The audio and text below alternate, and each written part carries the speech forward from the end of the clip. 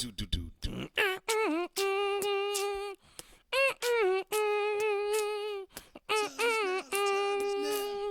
can't see me. My time is now. In case you forgot or fell off, steal money, shell off. I don't know the rest of the words, so knock it the hell off. Yo, yo, yo, yo, yo, yo, yo, yo, yo,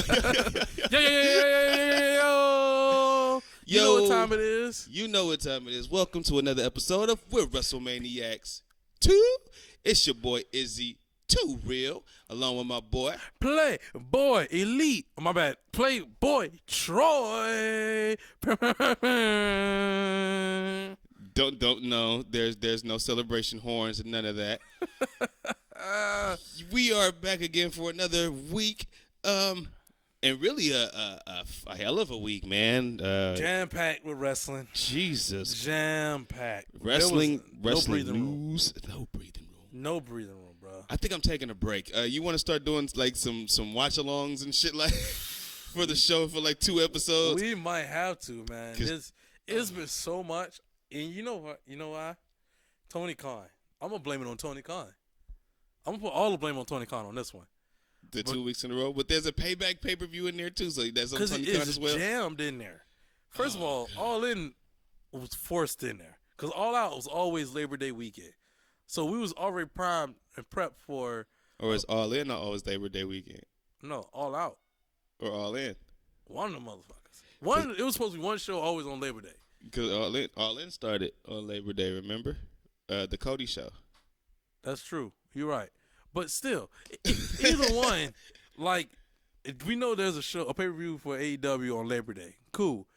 And then, WWE's going to match that same energy on that Saturday. Right. But first we got, this is how you line it up. You ready? Because I'm going to start from the very beginning. Monday Night Raw on Monday. You got NXT Tuesday, Dynamite Wednesday. Then if you watch Impact on Thursday, you watch Impact. Cool. Friday, you got SmackDown. And Friday, you also got Rampage. Saturday, you got Collision. Sunday, you had All In. Jesus Monday, Christ. you had Raw. Jesus. Tuesday, it starts all over again. Tuesday, you got NXT. Wednesday, you got Dynamite. Thursday, you got Impact. Friday, you got SmackDown. And you got Rampage. Saturday, you got Collision. And you got Payback. Sunday, you got All Out, and then Monday we got Raw. Oh my God, was that like 15 straight days of like wrestling? When can we breathe? When can we breathe? We can't now with a schedule like that. Oh my God. And now we're back to the regular Raw on Mondays, NXT Tuesdays, Dynamite on Wednesdays, Impact on Thursdays, SmackDown and Rampage on Fridays, and Collision on Saturdays. For all the way, I want to say till next month where we get Fastlane. What, October 7th? Where we get Fastlane from WWE. So now we're going to go through a dry spell with no pay-per-views. Please, thank you. Thank you. My weekends are already packed, and I just need to be. I don't mind the big shows sometimes, though. You know what I mean? Like, the big shows like that. It's just the Raws that be so hard to sit through and the Dynamites. Oh, my God. It's the constant rotation. I hate when it's a WWE pay-per-view that Saturday and an AEW pay-per-view that Sunday. That drives me up the wall. Especially on a busy weekend. Yeah, because then I'm like, damn, bro. We ain't going to have no room to breathe. Thursday is the only breathing room because not a lot of us watch an Impact, but it's like still, it's out there if you want to watch it. And I ain't even mentioned MLW and New Japan. I ain't even mentioned that. I just damn near got a headache just thinking about that shit. That's ridiculous. That's too much. It's too much wrestling. Oh, don't forget Ring of Honor. That's out there too. Where? Oh, but it's on YouTube. Yeah, that's some shit you got to do some digging for, and I'm not doing no extra digging for no wrestling content. Yeah. Especially if it ain't the Golden Era or Attitude Era or Ruthless Aggression Era. I'm like, fuck it. I just want to take a break. That's why I'm like, let's take a break from this bullshit. We can still watch it and maybe review some shows, but like, let's go and like watch some old shit and like review it or do some watch-along shit. June 14th, 2006. Sounds like a King of the Ring time or something like that. What? I don't know. Vengeance? It's 2006. I don't know. Oh, I thought you had something at the top of your head or one of your favorites from back in the day or something. No, I ain't got nothing there. I ain't got nothing there. I ain't got nothing up there. You remember all the dates and matches on these dates. I don't remember all this stuff. You just remember theme songs. I just remember theme songs, and I remember matches. Matches. Not the day, not when they happened or where they was at, and what day of year. But I remember that match. You remember the matches. I love that my bestie's outside. My daughter going crazy outside. I love my bestie. Man, she's dope, bro. Every time I'm trying to get her out here on the show. No. Just to have her here. No. In the background. I just want to see her like running in the back. Just running in the back or something. Oh, on the video portion? Yeah, just running in the back. For a second, she has ran across under the tarp back there before. Yeah, just have it there, and just like what? It's a random moment. It's like it reminds me like Sid or something. I don't know. Like Stitch. I was about to say Sid. She don't burn toys. Like she plays with them. Like, she don't take the head. Oh. I was thinking of Sid from Toy Story immediately. Like Sid Vicious. No, Sid Justice. Nah. But let's go with a quick rundown. Oh yeah, we got CM Punk being terminated by AEW. So we got to talk about that. We got a Punk fan up in here, Punk stan, and not quite, but I'll take that. I'll take it for the day. I'll make a stance. Let's do it. And I'm a Punk fan. I like Punk. I'm just a troll. I like to troll. So that's why I had to put my Bucks Super Kick party on for you. Cause I know you. This gets your blood boiling a little bit, but I gotta get me a CM Punk shirt. I got to before it's too late. We're gonna talk about that. You got some topics. I got a topic that I want to talk about. I got a topic. Yeah. But it's cool because we're not gonna do a lot of the regular stuff that we usually do on the show because it's just so much to get into, especially with all the we're gonna Punk run BS. through Payback. Right. Run through Raw a little bit. It's nothing really huge happened on SmackDown, but we might run through it a little bit. But other than that, right before we get up in there, I just want to go ahead and get my sponsorship out there for, the Heavily Opinionated Podcast with a new episode that just dropped this past Tuesday where we sat there and we talked about college football being back. We talked about, that boy, Deion Sanders, him in Colorado, they're back. Well, they're there. Like he said, we was coming and they arrived. So now they showed up and showed out against TCU. We talked about Caleb Williams and the possibility of him getting the Heisman Trophy back-to-back, and just the status of college football. So check that out, and also go ahead after this episode, check out the Heavily Opinionated Podcast, new episode that's going to be dropping, where we give out our Week 1 NFL predictions. My Patriots are taking on Melly Mel's Eagles, and I'm going to give you a little spoiler alert. I don't think that the Pats going to be doing anything real interesting this season. So the Eagles going to fly. So they're going to be honoring my boy Tom Brady, but the best way to honor him is with a video package and not a win, I guess. But let's go ahead and get back to some wrestling talk. Let's go ahead and dive in on the elephant in the room. AEW has terminated CM Punk. Tony Khan has finally put on his big boy pants, sorta, his big boy jorts, and he has fired CM Punk. Go ahead, Izzy. I know you got something. But first, do you mind doing me a favor? Pull up his statement. Yeah. I got you, man. You talking about the typed out one? The terminated typed out release. Oh yeah, I got you. Cause I got before I really get into reading it, I want to say you could tell it was most definitely not him actually typing that out. Hey, don't give excuses. Oh no, I'm not giving excuses. Don't give excuses. I'm just saying that's what it was. Yeah, we know that a little bit of it was probably from the legal team. Oh yeah, most definitely. It's fine, but you can't tell me that a lot of that isn't true. I think it's more to it. I don't. I think it's more to it. I don't. But because I think he said on like a few statements, but I think to me it seemed like it was more to it. Yeah, it seemed like somebody just was fucking fed up. Especially of the dickless guy who's sitting there who's watching the monitor when the shit happens. Man. You know, but before I go into a rant, because I'm gonna rant. Oh yeah, I know you are. I'm just saying, go ahead and I'm getting it pulled up right now. I'm trying to get it going. No, because a part of my rant is that statement. A little bit of that statement is it was just like, wow, for real, dog. Like, okay, so I'm gonna go ahead and read it. You ready? Yep.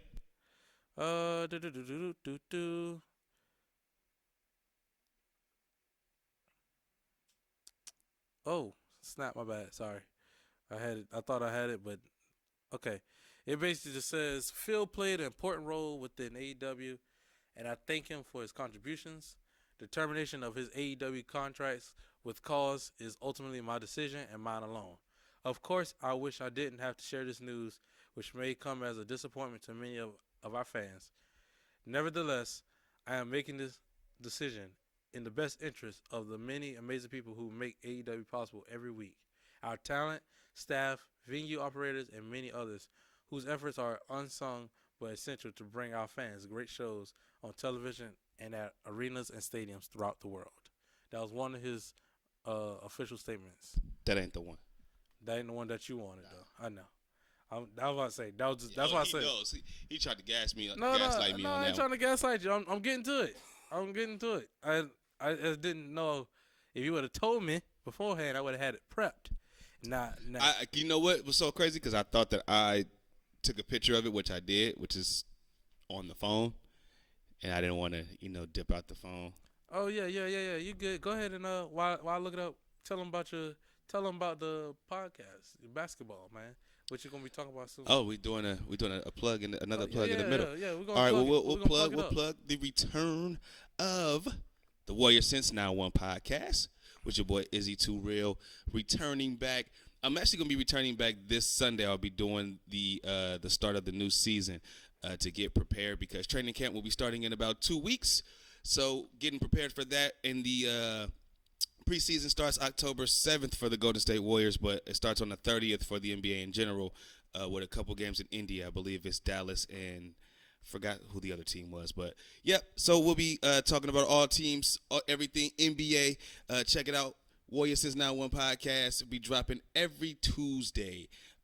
Every Tuesday on YouTube, and I'm trying to get it back on Apple and Spotify, so we'll try to get that together too. So just stay on the lookout. But yeah, shameless plug. If you ready, damn GP hella young. If you ready, GP Gary Payton. Oh, Gary Payton, man, what a timeless guy, man. He's timeless. I feel like he stayed the same age. Yeah, just with a mustache. Yeah. He always talks trash. Every time I see him, he talks trash even when he's not even playing ball. Yeah, and that's the crazy part about it. I'm like, dude, this dude is always angry at all times. He's not even angry. That's just him. Yeah, he's just that way. He's just that way. That's why we used to call him Unc, because like, dog, he talk to you like he's really like the big uncle. Like he gonna cuss. He ain't gonna mince words. He gonna be like, why you throwing that trash ass shit up there? Like he gonna talk shit. All the time. So I'm literally sitting here. I'm on the AEW page. But don't trip. No. I want to get this right because I know you have a lot to say. I do, but I also got another thing too. Go ahead. Start to right. Let's just say this because I do think that it was time, especially like after really mulling it over too. I think it was time for both parties to part ways. I do believe that, but at the end of the day, I do think that Tony made a mistake or is making a mistake or did make a mistake, whatever way you want to phrase it, when it comes to the business aspect. And that's where I got the biggest issue, well, the second biggest issue, because my biggest issue is just how they kind of just had this whole smear campaign since CM Punk even returned to the company or returned to wrestling, but I'll get into that. But the business aspect, when CM Punk is your number 1 and number 4 merchandise mover, that to me is crazy. There's a list, the top 5 merchandise mover. CM Punk is number 1 and CMFTR is number 4. Orange Cassidy number 2. Hey, props to Orange Cassidy. My hate is starting to lift from him. Yeah, the hate is starting to lift from him, from me. So I'll Why? say that. Can I get just a little bit of why? Just a little bit. Un poquito. I think that maybe I'm just seeing more bullshit from everybody else, that his doesn't bother me as much, and his is his character. I'm giving him the originality factor. Thank you. That's all I've been trying to get you to see. Is like he just happened to be a little bit different from everybody. Yeah. And he's not that much of a pain in the ass like everybody else is becoming. Like everybody else is becoming. He's kind of just stayed the same. He's always been stagnant. He's been that same. But it's like a sloth guy, but it's like a character arc, but it's a slow character arc. I don't see the character arc yet, but that's just me because I'm not watching it as much to actually see the progression in the story with him. To me, it's like it's an arc there where it's like, we'll get back to that later. But still, just giving him his props. And then, and at the bottom of that, I think number 5 or number 6 was the Elite, as at the bottom of the list. But anyway, just getting rid of one of your top merchandise movers, number 1, is asinine, especially for the reasons that we have. Now, another thing, you have a show that's based pretty much on this one guy. Do you not think at some point, now I don't know if Tony Khan did. Now, Tony Khan has had a discussion with the network. That's a completely different thing. But if he has not and he just did this, boom. Yep. That could piss off the network, and then that can fuck up your future deal with trying to get your deal renewed for future years. That is correct. That could fuck that up because now they don't trust you because they paid for this one guy. Just imagine if WWE fired Roman Reigns. Fox wants Roman Reigns as their centerpiece for this specific program. He's the Zach Morris of the Saved by the Bell. That's how they look at it. Yeah. So if you lose that star that they wanted, that could end up for cancellation real quick. Just knowing television the way I do, you can get canceled with that same season. They could get canceled tomorrow.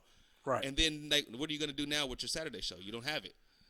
Those type of business moves. It's like can I just rebuttal that absolutely. real quick? Because I'm not angry with it like I was today. It's like I agree with you. I agree with you all the way. It's just it makes me think of, do AEW have enough name power, stars, that could cover up for that CM Punk's spot? And the only person that comes to my mind is 2 people. Mm-hmm. Chris Jericho and Daniel Bryan. That's the only 2 people that comes to my mind where I'm like, outside of us and like the wrestling world, people who just so happen to just know a little bit about wrestling. Who on that show you could go, oh, they could, like if a commercial came on and that person's front row, that person go, oh snap, they got this person on that show? Do they have enough of those people on that show? They do not have enough of those people to gain a newer audience, but I think they have enough to maintain the audience that they have already been able to keep. Here's my thing, though, right? CM Punk, yes. To me, he only brought in the older fans, the fans that knew him from WWE, like those guys. And what about those guys and their kids, or those guys and their brothers, or those guys and their sisters? It could be those guys and someone else because of the star power and then the history that he's had in general. You know what I mean? That could garner that attention. Who else really? What? His history, just being in the wrestling business in general, just either being in WWE, being in ROH. A lot of people don't. But I'm saying those fans. Do a lot of people know about the ROH? But I'm saying if a lot of those fans that he brought in were only CM Punk fans, or mostly just old CM Punk fans or old wrestling fans, who's not to say that he didn't bring in them and their significant other, or somebody from their family, or a friend, or somebody. Yeah. You know what I mean? Because he has that background. It's just like me introducing you to wrestling, say that you don't watch, but I'm introducing you to wrestling and be like, yo, fucking Macho Man is the shit. You know what I mean? I'm giving you that name, and then now that name is. I think about it like this, right? Okay, my sister doesn't watch wrestling. Don't know nothing, not a lick about wrestling. Right. But she's asking me about The Miz. Of all people. Of all people. Dope. To me, I'm like, The Miz, he's not that important. I'm like, what the fuck? Why are you asking about The Miz? It's The Miz. But she watches Miz and Mrs. Oh, okay. She watches Miz and Mrs. So that's how she knows. That's how she knows about The Miz. You know? So that's how she gets connected in there. In my head, that's what I'm looking at as of Daniel Bryan. He was on the Bella Show, and that's how actually a lot of people know him from the Bella Show, which is kind of crazy. That's very crazy. Because if you didn't know he's great at wrestling, you could literally tune into AEW and find out he's great at wrestling. But you only knew him as the reality star. Right. Same thing can be said about Chris Jericho. Jericho got them to start off with $1 million. Yeah. He can't. He's not going to bring in anything He's not going to bring else. any more in. No. He's not going to bring no more in. Bryan Danielson has kind of capitulated to the situation that he's in, to AEW. I mean, he's kind of just fit in there. Yeah. That I don't think he's going to bring in anything else. I think the problem is you might have to go get Edge. He hasn't been a big deal because he has been on this. One, he's been injured a lot. That's one thing. Two, it's just the fact that, Bryan Danielson, however you want to say it, he hasn't really been in the big picture. Like, as of, like, the world title scene that much. He was only in there for, like, a cup of tea. Right. And then that was it. Only people that gets really excited about Daniel Bryan is those who know that he could wrestle. And then you have, like I said, you have those that's outside of wrestling who don't really know wrestling, but they only know him for the Bella Show. And that's the only reason they come to watch it, about the Bella Show, because he ends up popping up in and out of there. Let's not veer off topic here. No, I'm not. I'm not going to veer off topic. Okay. I'm just saying, it's just, I think CM Punk being fired is a big deal. Yes. It's a major hit. But I'm like, in my mind, I'm thinking, can AEW keep the ship afloat? So in your mind, you think they can keep the ship afloat without him? I think things are going to go down. We're going to start seeing a decline probably starting this week. No. You're gonna see a decline in viewership. Well, I feel like the decline was already starting. I feel like a decline. It's going to get worse. I feel like the decline was already starting, and I feel like Collision's going to probably 100,000 viewers. They were already at the 400,000. Well, to me, right now, right? Uh-huh. The CM Punk thing comes at such a bad timing. Because college football is back. So you already competing against college football. And you're not about to beat them. You're not about to beat college football. You barely was beating NBA when the NBA was on TV on Saturday. They wasn't beating the NBA ratings. That's what I'm saying. They wasn't beating. They weren't NBA even ratings. they wasn't in the stratosphere. So I know they're not gonna be nowhere near college football. Fuck no. So it's like, damn. They're in the 100,000s, and college football is in the millions. You're going to literally, that number is going to drop drastically. Yeah. And losing CM Punk is just a big hit at the wrong time. If they would have did this firing in the middle of the summertime, I don't think it would have been like such a bad loss. But now it's like really bad. It's about the timing of stuff. That's true. What really, if it would have happened after the first brawl out, it probably would have been the best to happen then. Yeah. To just cut ties then. Boom. Like, because there was nothing that really hampered you. You were already kind of treading water at that point in time when Punk had went down after the whole brawl out shit. You were kind of treading water. To me, you were good, but then that shit happened. Something happened, when that moment happened, right? Uh-huh. It felt like AEW had to get. It's like when your car breaks down, you had to get jump start. That was AEW's re-jump start, their jump start. It was when the brawl out first happened, because then it was like the locker room kind of got united again, and they was like, they never split. We're gonna have to do it better. No, they weren't fully split. That locker room was split after brawl out, man. But they there was the elite camp, there was the Punk camp, and then there was the camp that didn't want nothing to do with it. And that camp that didn't want nothing to do with it was usually the like the John Moxley, the leaders stepped up. The Samoa Joes. They got it. They got that together. But now it's like, bro, when they came back, you could see the division really bad when they came back. Because when Elite and CM Punk came back, both of them. The bullshit was still happening. Yeah, the bullshit was. I'm saying when they came back, the bullshit got amped up. But who was it like, amped up by? Like it got down. It's like when you in school, and the kids that always fight each other, like when you take them out to school, the school's okay. It's like, oh, we can all actually do our work. We can actually go to class and get shit done. Cool. When they come back, it's like, God, bro, we was actually doing good without them. We really kind of was doing better without them. And that's kind of how it is. Like, to me, I felt like both of them should have been elite. The Elite and CM Punk should have been fired. They should have been fired at Brawl Out. If anything, the Elite should have been stripped of EVPs. If that should have been the bare minimum. They should have been stripped of EVP. Because they showed they couldn't handle it. They was willing to go bust in somebody's dressing room like that. They showed they couldn't handle it. They just showed they were not mature enough to do this type of shit. Exactly like I was saying last week. You got to understand the situation of everything. You have to understand that. What your position is, you have to understand what comes with your position. CM Punk called you out at the meeting room. Cool. You have to be a dope and go, all right, I'm not gonna go by. Did he literally call them out? Let's fucking call a spade a spade. They both. Did he call them out and would say, "Young Bucks, come to my fucking dressing room right when I get done with this, so we can fight"? No, he said, in generality, if anybody has a fucking problem with me, come take it up with me. That's all he said. The Bucks could have just been fucking grown men about it instead of being children and trying to be like with their friends, like, oh, let's go jump him or let's go talk to him, quote unquote.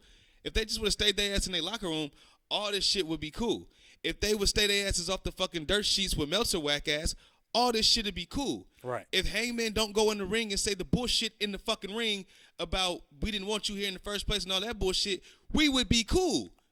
Right. Let's not sit here and act like everything is on Punk, especially when this guy. No, not you. I'm really talking to these toxic ass fans out here. Yeah, that's the ones I'm really talking to. Because these little soft ass motherfuckers be saying the worst shit on Instagram, on Twitter, X, and on Bleacher Report, all that shit. And you can tell a lot of these motherfuckers never been in a fight, never been in a conflict, never been in a situation before. Because the way that they talk is like just straight pussy shit. So let me get back to my rant. While I say pussy shit. Go ahead. Because Tony Khan. Oh, I got the statement right here. Go ahead. I got the statement. Let's go. So, we got starting from top. Ready? Let's go. All Elite Wrestling, AEW, has terminated the wrestler and employment agreements between Phillip Brooks, CM Punk, and AEW with cause effective immediately. The termination was confirmed today by Tony Khan, CEO, General Manager, and Head of Creative of AEW. The termination follows a week-long internal investigation of an incident occurring backstage at AEW All In London on Sunday, August 27th. Following the investigation, the AEW Discipline Committee, I lost my wording. Discipline Committee met and later conveyed with outside legal counsel before making a unanimous recommendation to Khan that CM Punk be terminated with cause. Khan offered the following statement, and I read that earlier, but Phil played an important role within AEW, and I thank him for his contributions. The termination of his AEW contracts with cause is ultimately my decision and mine alone. Of course, I wish I didn't have to share this news, which may come as disappointment to many of our fans. Nevertheless. Now, didn't he just say something about the disciplinary committee? Yes. Giving strong recommendations that this should be something to happen, but this decision is mine and mine alone. Yes. Stop it. I'm making the decision in the best interest of many amazing people who make AEW possible every week, and whatever. So where's the state? Because he in one of them statements, maybe it was the one we was on TV where he said that he was in fear of his life, in fear of his safety. That probably might have been the one. And I could have sworn it was in one of the type ones too that I read, but I'll just say fuck it, and I'll go. In one of the statements, either the one on live TV for Collision or the one that he had typed out, whatever, He said he was in fear of his life or he was in fear of his safety. Now, it's heavily speculated that Punk did look at Tony Khan when Jungle Boy said what he said on the monitor. It's been heavily speculated that Punk did look at Tony Khan like, look at this shit again. You know what I mean? Mm-hmm. What the fuck are you in fear for? You a grown-ass fucking man, dog. So you in fear because another man put one of your little childish boys that you didn't put in check because you're the fucking boss. He just put him in a fucking front face lock? And you're afraid because some monitors got pushed? Or you afraid because he got in your face afterwards, been like, how come you didn't stop this shit from the jump? I don't understand the pussy shit. Because a real man would intervene in that situation, especially if it's their company. It's gonna happen.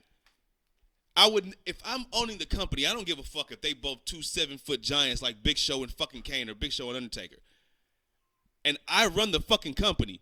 I'm not going to be in fear of my life because these big 2 fucking giants are going at it and then Taker big ass come at me afterwards like, why you let this happen? No, that's my fault because I let it fucking happen.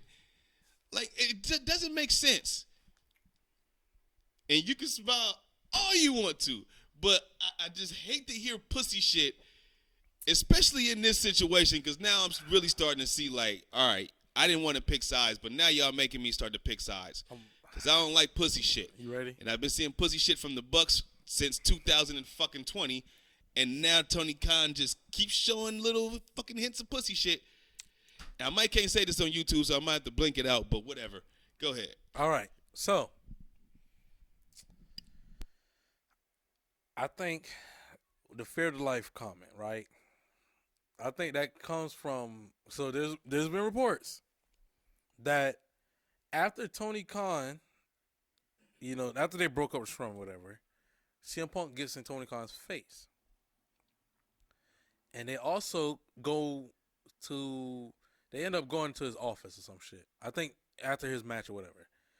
They end up going to his office and they get into a big ass fucking, like, CM Punk. Just an argument. Argument, and basically CM Punk tears his ass. He's fucking fed up. Tears like, him up, dog. Right? To a point where if he tore up Vince, what you think he gonna do to Tony Khan? But it got to a point where he actually grabbed Tony Khan, like he like grabbed him by his thing. That's report. I'm just going. Don't shoot the messenger. I'm not at you. But I'm sitting there. I'm thinking. All I can think is Tony toys are not getting along. Cause I think you said a point where you was like, as a real man. So you have to say something as a boss. As a boss, as a man, Tony have to ain't say the boss. We've been saying this for weeks now. We've been saying it multiple times. Well, who the fuck is the boss? Tony Shad? Ain't the boss. Is it Shad Khan? Tony ain't the boss. And I think Shad is lightweight a G. I don't think he would let this shit slide on his fucking watch. Tony just clearly is not. Is it Mega? It ain't Tony. Maybe it's Mega ass. It ain't this Tony. Bitch need to step it up. I'm gonna tell you why. I'm gonna tell you why. Tony is just a playboy who got money that loves wrestling, and all these people. I don't never see him around no bitches. So all playboy, wait, where do bitches be? When I say playboy, I mean like money, like a money man. But he's just a money kid, Richie Rich with toys. He's just Richie Rich with toys. Okay. And these toys, in his mind, this is how you play nice. This is how he wants them to all play nice, and he wants them in this match because this is how he would envision this match. Oh, I finally got CM Punk. This is a toy that I always wanted. I finally got it now.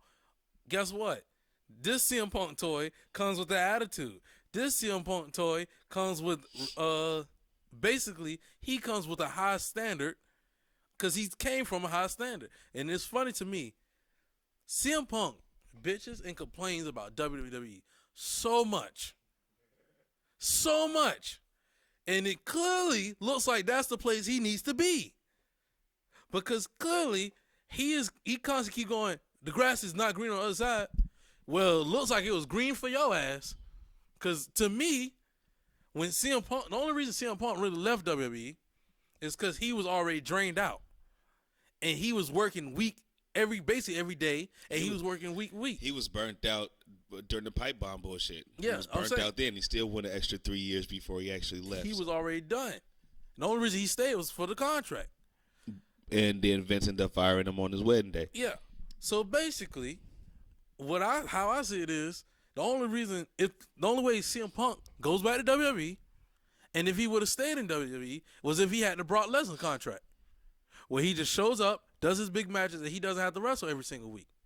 That's the only way I see it. But I don't want to get there yet. Well, fuck it. We'll get there when we get there. But that's just me saying it. Because to me, CM Punk is not used. He doesn't work well when there's a bunch of other renegades around. When he's the only guy who's not, he's trying to stand out amongst the little people. Punk. That's not true. I think it's too much being put on. No. I'm putting on both sides. I'm on both sides. I'm on both. I'm on everybody's ass. But I just want everybody should have been a dope. I just want the facts though. Like, yeah, CM Punk is a dick. Like we get that. We understand that fully. But let's not act like Bears weren't pushed poked. them out. Yeah, I'm like, let's not act like Bears weren't poked. Like, he didn't come in there saying anything negative about anybody. I'm gonna get to both sides. I'm gonna just go ahead and but I don't see. But it's one person. Right, but I'm just trying to get the correlation even with his WWE run. It was like no. I'm saying he was better off in WWE than what he was in AEW. Because AEW was literally just the prisoners running the fucking asylum. Which is true, but I thought it was a very entertaining product, especially when he first got there. It was a very entertaining product. Because the promos were good. Because the chains were off. It was just him doing his own thing. When it became CM Punk playing with others, as of it's not his story no more, that's when it became a fucking problem. Because it was like, oh shit. When? He did the dumbass John Moxley story about the Rocky IV shit. That was dumb. That's what I'm saying. So that was a dumb story. But I'm saying, you said when the stories don't benefit him, or the stories are not about him, or no, somebody not else's about stories. Him. When it's not his stories, as of like, it's not a storyline that is not primarily from CM Punk's mind. As of it's not built off like that Rocky IV storyline was a John Moxley storyline with CM Punk in it. Like the MJF storyline, that was perfect because that was a CM Punk like produced as storyline. So you saying that he cannot work somebody else's ideas? Their ideas just don't come out right. Nobody's ideas in AEW comes out right. Because it's the inmates running the asylum, and none of these motherfuckers really know what they're doing. But you're getting to my point. CM Punk did. CM Punk is the only one who understands what's going on. Right. And he gets it. So when that's why I said it works best when he was in WWE, because it was like WWE, yes. I don't know about that. Yes, that's why I'm pushing WWE back. provides you storylines. Yes, we get that.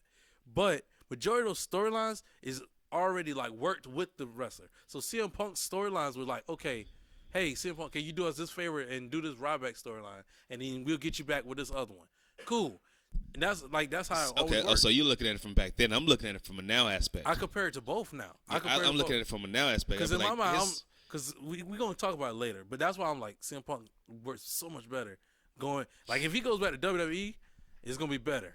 To me, I feel like it's going to make way more money, and it's going to be more. He's going to be a bigger star. Yeah, but again, I still think that him being able to do his own ideas that made sense. That's what made Collision him being able, really just here's what I'm gonna miss. The Collision show is basically his and his ideas, and that's why it was so great. And I'm gonna miss that aspect, even of the the Saturday Night Main Event type of intros. Yeah. The maybe a 30-minute FTR match at the beginning.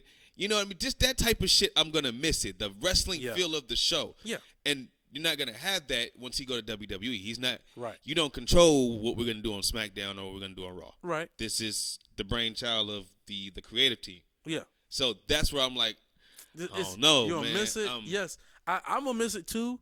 Look at Cody. But it's like Cody's now floundering kind of again. Like, I think Cody thing is like he has so many options, and they refuse to pick one. But yeah, and they refuse to pick one. Because he has so many options he could go. Because he kind of has a pass with everybody. But it's like, it's so hard to pick one. Right. But to just get the hop back on it, the Elite pushed CM Punk out. That's just the truth of it all. Look, I don't even want to say the Elite anymore because I don't even want to push that shit on Omega because I don't think Omega got nothing to do with this shit. I just think Omega be like the Elite because the Bucks and Hangman. That's Tony Khan's boys. I put Tony Khan with the Elite. I put them together because they're like peas in the fucking pod. And it's like Kenny just so happened to be a part of that crowd because that's his boys. Right. He happened to just catch the strays. Yeah, because he gets lumped in with it now. Yeah, he gets lumped in it because he just catching the strays because he's with them. But it's like stuff. Tony Khan ain't a real boss. You got the backyard monkeys. Sorry, my bad. The backyard wrestlers over here doing flips and shit all over the place, running actually the EVPs, running the show. And it's like, bro, how you gonna run something? How you gonna run a company when you barely was like the main people of a company? Because really, Kenny Omega was the guy of New Japan, but it was really Okada. It was always Okada. So even after Okada, it was Naito, and then after Naito, it was Tanahashi. Like, it was a pecking order, and Omega wasn't up there. It was always a pecking order. Omega was probably the top gaijin, which is like the American, or excuse me, the foreign for them. He was probably the top foreign guy. But he's not the guy. He wasn't. So it's like, how you gonna be? They were never the how you gonna tag be team. the guy and try to run and trying to set everybody else up and also still try to be the guy of the company? That's not how that works. That's why Cody Rhodes kind of worked better as an EVP for AEW, didn't know? Because he wasn't the top guy, but he always set everybody up. He realized it. Huh? And he realized it, too. Realized That's why he never gave himself the world title. And he set everybody up for it. Because everybody he set up, look at them now. Sammy Guevara, Darby Allin, like guys like that. Like, he set those up. Started setting those lobs up for Ricky Starks. Ricky Starks. MJF. Like, everybody he set up has become successful because he... And they're all good. Okay, fuck it. Damn it, I didn't want to cut you off, but... No, you're good. We got to talk about it now. Just fuck it. You good. All of their ass going to end up in WWE at one point. I think they're all going to fucking cut. Yeah. Especially seeing this bullshit and how it went down. Yeah. I think FTR is next, even though they got a new contract. But who knows what could happen because of the Cash Wheeler situation. Yeah. So... You know that there's people in the back that's pissed, but I believe WWE's about to come up. Now, there was a report. I know you've seen it because you see reports before me.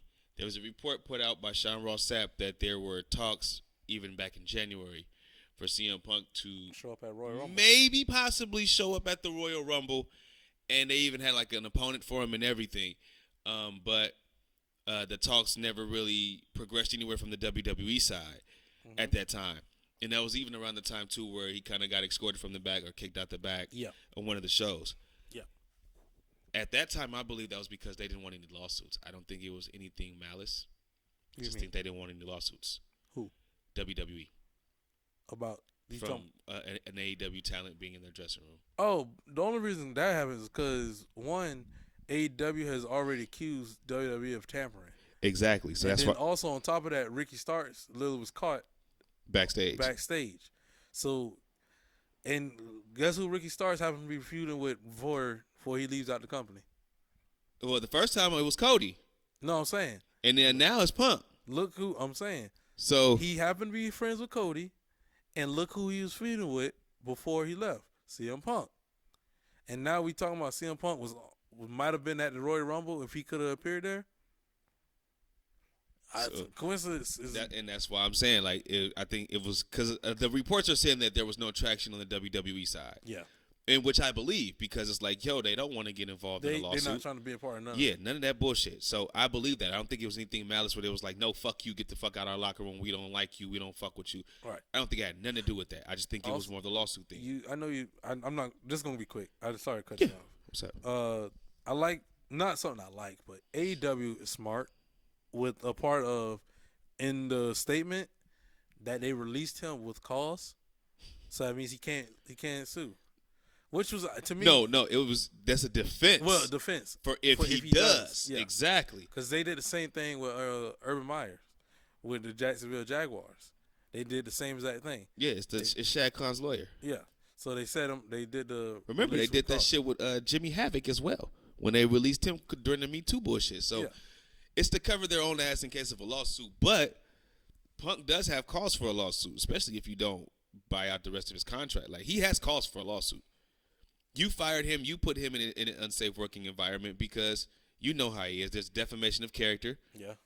Because in that same statement, there's a defamation of character. Yeah. Because you said that you were fearful of your life, like he had a fucking gun or a fucking knife there, which none of them were present. Just some monitors, some chairs, tables, some cords, these type of things. But you're scared for your life, whatever.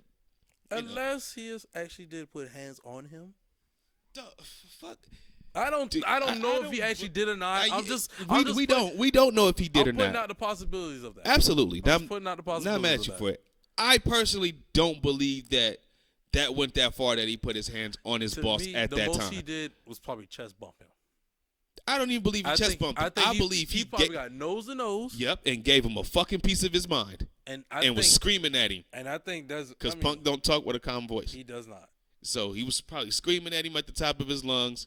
I don't believe he struck Tony Khan. I don't believe he hit Tony Khan. I just believe Tony Khan has never been in a fight. He's never been in a scrap. He's never been in a tussle. Of that. No. I don't even believe he's really even been in an argument before. So when that happened to him, he probably was really in fear for his fucking life. That's what I'm saying. It might have been. It might not have been to the extent of me and you like understanding like shit gets crazy. But even if I wasn't the toughest guy, it's just like I just understand the principles. Like men go to war for the most stupidest shit. Well, so like I'm gonna be afraid of you putting a chokehold on somebody else, or even I'm gonna be afraid because you're in my face and I'm the boss. You're yelling. You should feel like you got a shield because you're the fucking boss. You stick your fucking chest out because I'm the fucking boss. No matter how skinny you are, goddammit. Tony Khan ain't as big as me. He ain't the fucking boss. You keep trying to make it seem like he the boss. He ain't. Because he's the one signing the goddamn paychecks. So he should be the goddamn boss. He ain't the boss. And that was part of one of these things over here that said Tony Khan has no balls, but we didn't discuss that at fucking ad nauseum. But the Punk to WWE rumors, I think it's the best move if both parties are with it. And to go along with that, I'll go with my first topic. How big would a Cody versus Punk match be for WWE? Especially a world champion Cody? I'm not even going to lie to you. That ain't even the biggest match you could get. What? Well, no, it's not. But I'm just saying, as far as these two guys who both were in AEW and left. Oh, that'd be a hit. It'd be a huge hit to AEW. And it'd be a huge hit for the fans because that's just like the window.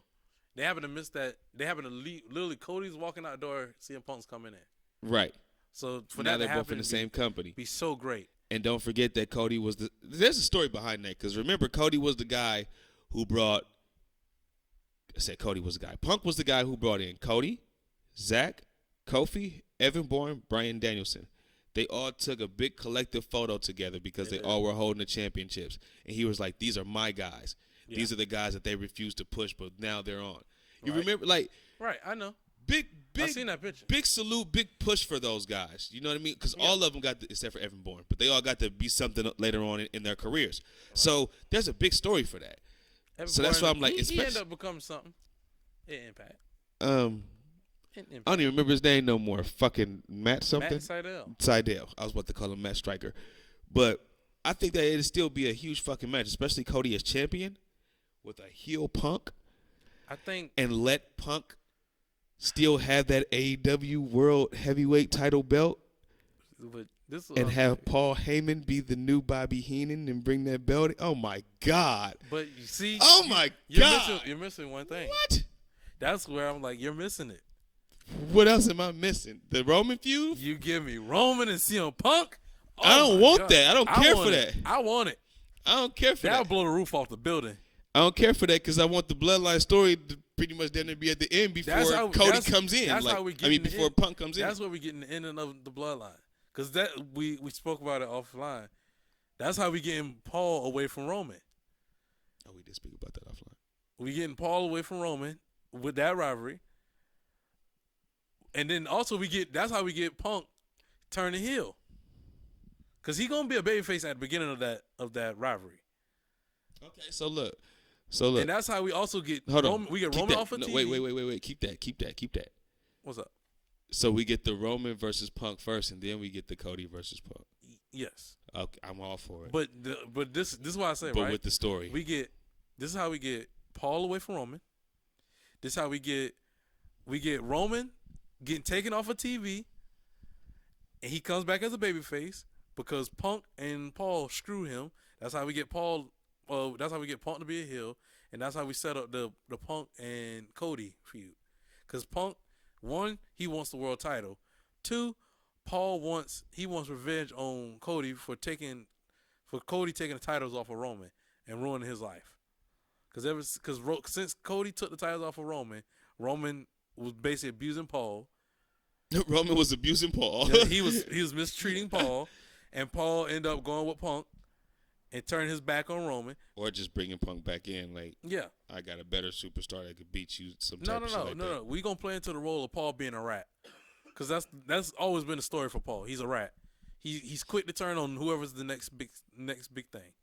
So that's how they set up Brock to turn babyface when Paul turned on him for Big Show.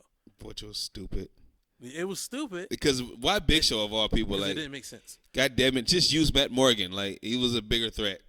But I'm just saying that's just how you set it up. So you literally set up. You got 3 stories in one. You got Roman heel Roman versus babyface CM Punk. Then we get heel CM Punk versus babyface Cody, and then we also get heel CM Punk versus babyface Roman. We get babyface Roman, and he's still the tribal chief. He's just a babyface now. Well, he can't be no tribal chief if there's no tribe. Well, I guess they're all babyfaces now, huh? Yeah. They all forgive Roman, come back. No, they don't forgive him. Well, at some point, they all babyfaces. You can't. You can't. And the their only family. person who don't forgive him is gonna be Solo.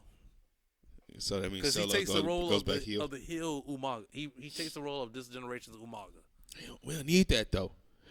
We don't need that. We need it because after a while you gotta think we're gonna end up getting a Cody versus Solo rivalry.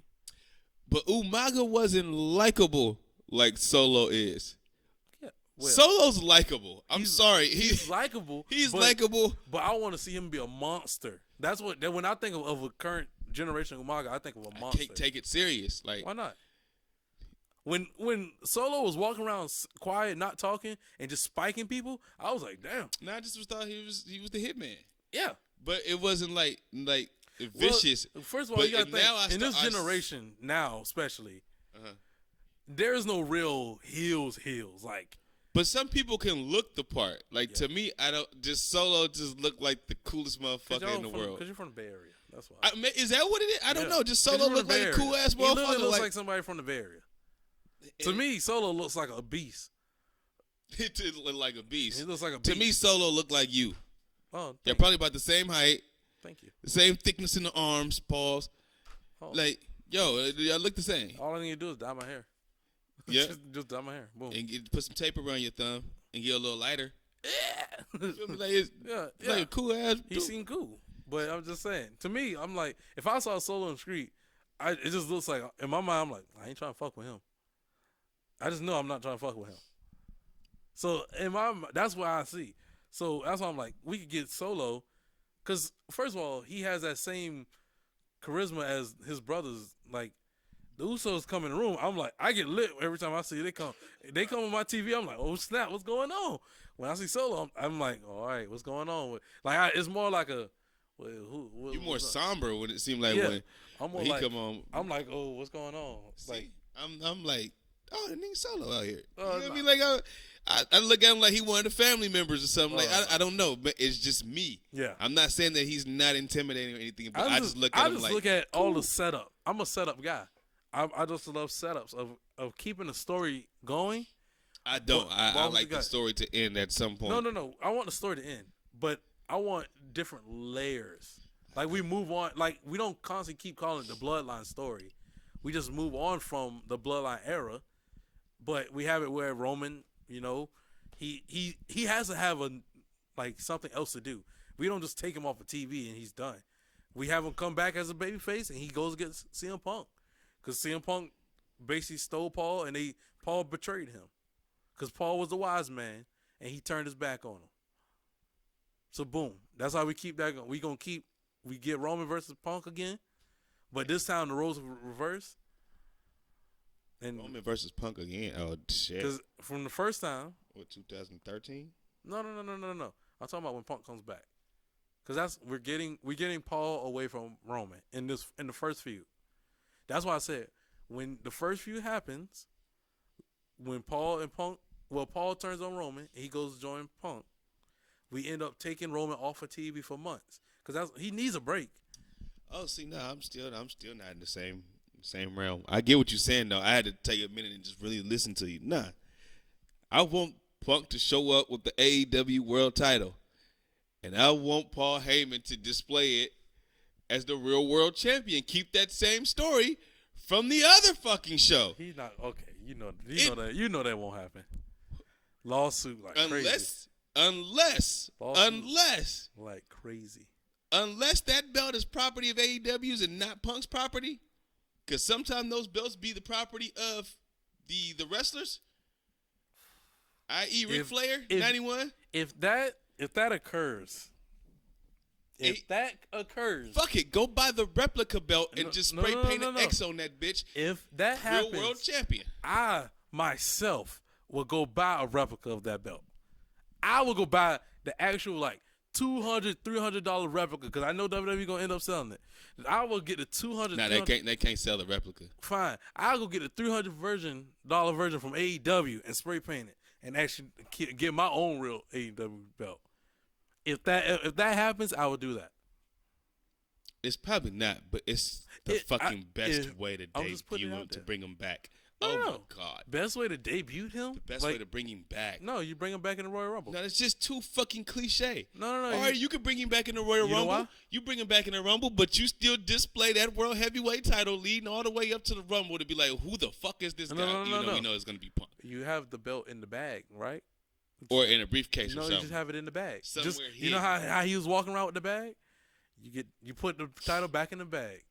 Or you can even just sit the fucking bag on a fucking stand on the entranceway and it just sits there for the entire fucking show like the egg at Survivor Series and people be like, what the fuck is in the bag? What the fuck is in the bag? You know what I mean? Yeah, I take it. That suspense. I only say have him come back at Royal Rumble because that's the last time we saw him in WWE. That's true. He left at the Royal Rumble. He never came back. So he's been in the Rumble this whole time? He's been in the ring this whole time? Yeah. The past 15 years? Like Michael McGillicuddy. Never eliminated. No, like J.D. McDonough the other night. Ain't that his name? What happened with him? Ain't that Jordan Devlin's name now? Yeah. He came from under the ring and attacked Sami Zayn. Oh. You say he was sitting under the ring the whole time? Yeah, he was sitting under the fucking ring. Because they showed the replay. Because I was like, where is he coming from? I was looking for see where he came from. And all of a sudden, he just... You know. And then... Come on now, stop it. I was like, oh, he was under the ring the whole fucking time. Oh, shit. All right. In my head, all right, this is a, tearing down the fourth wall of that. I never knew how they do that until I actually seen Raw in live person. In my head, they actually sit under that ring the whole entire night. AEW, I think they might do that. Actually. What are you talking about? Like how some of them do sit under that ring the whole fucking entire night.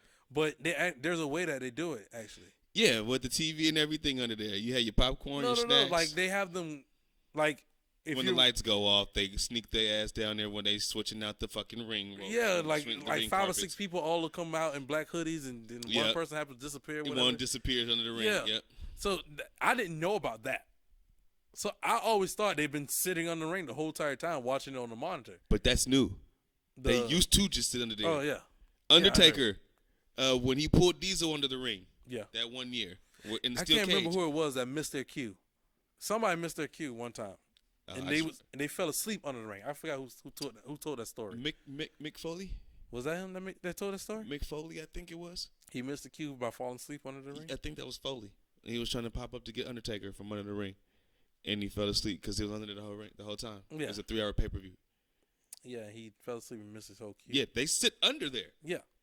That's why I was like... Or they lay under there. I ain't going to say they sit. They lay under that motherfucker. Yeah, with a monitor. Yeah, and you just be in that motherfucker like this. So I can see how he passed out and taking that. Get comfortable, man. Yeah. It's just like how we pass out watching Chris Jericho and Will Ospreay, bro. God damn right.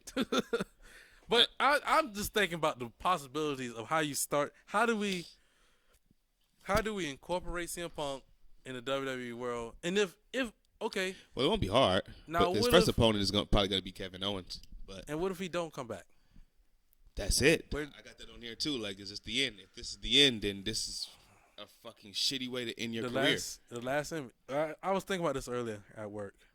Isn't it hilarious that when he first got suspended, and now he happened to get like done with AEW, and he goes out winning every time.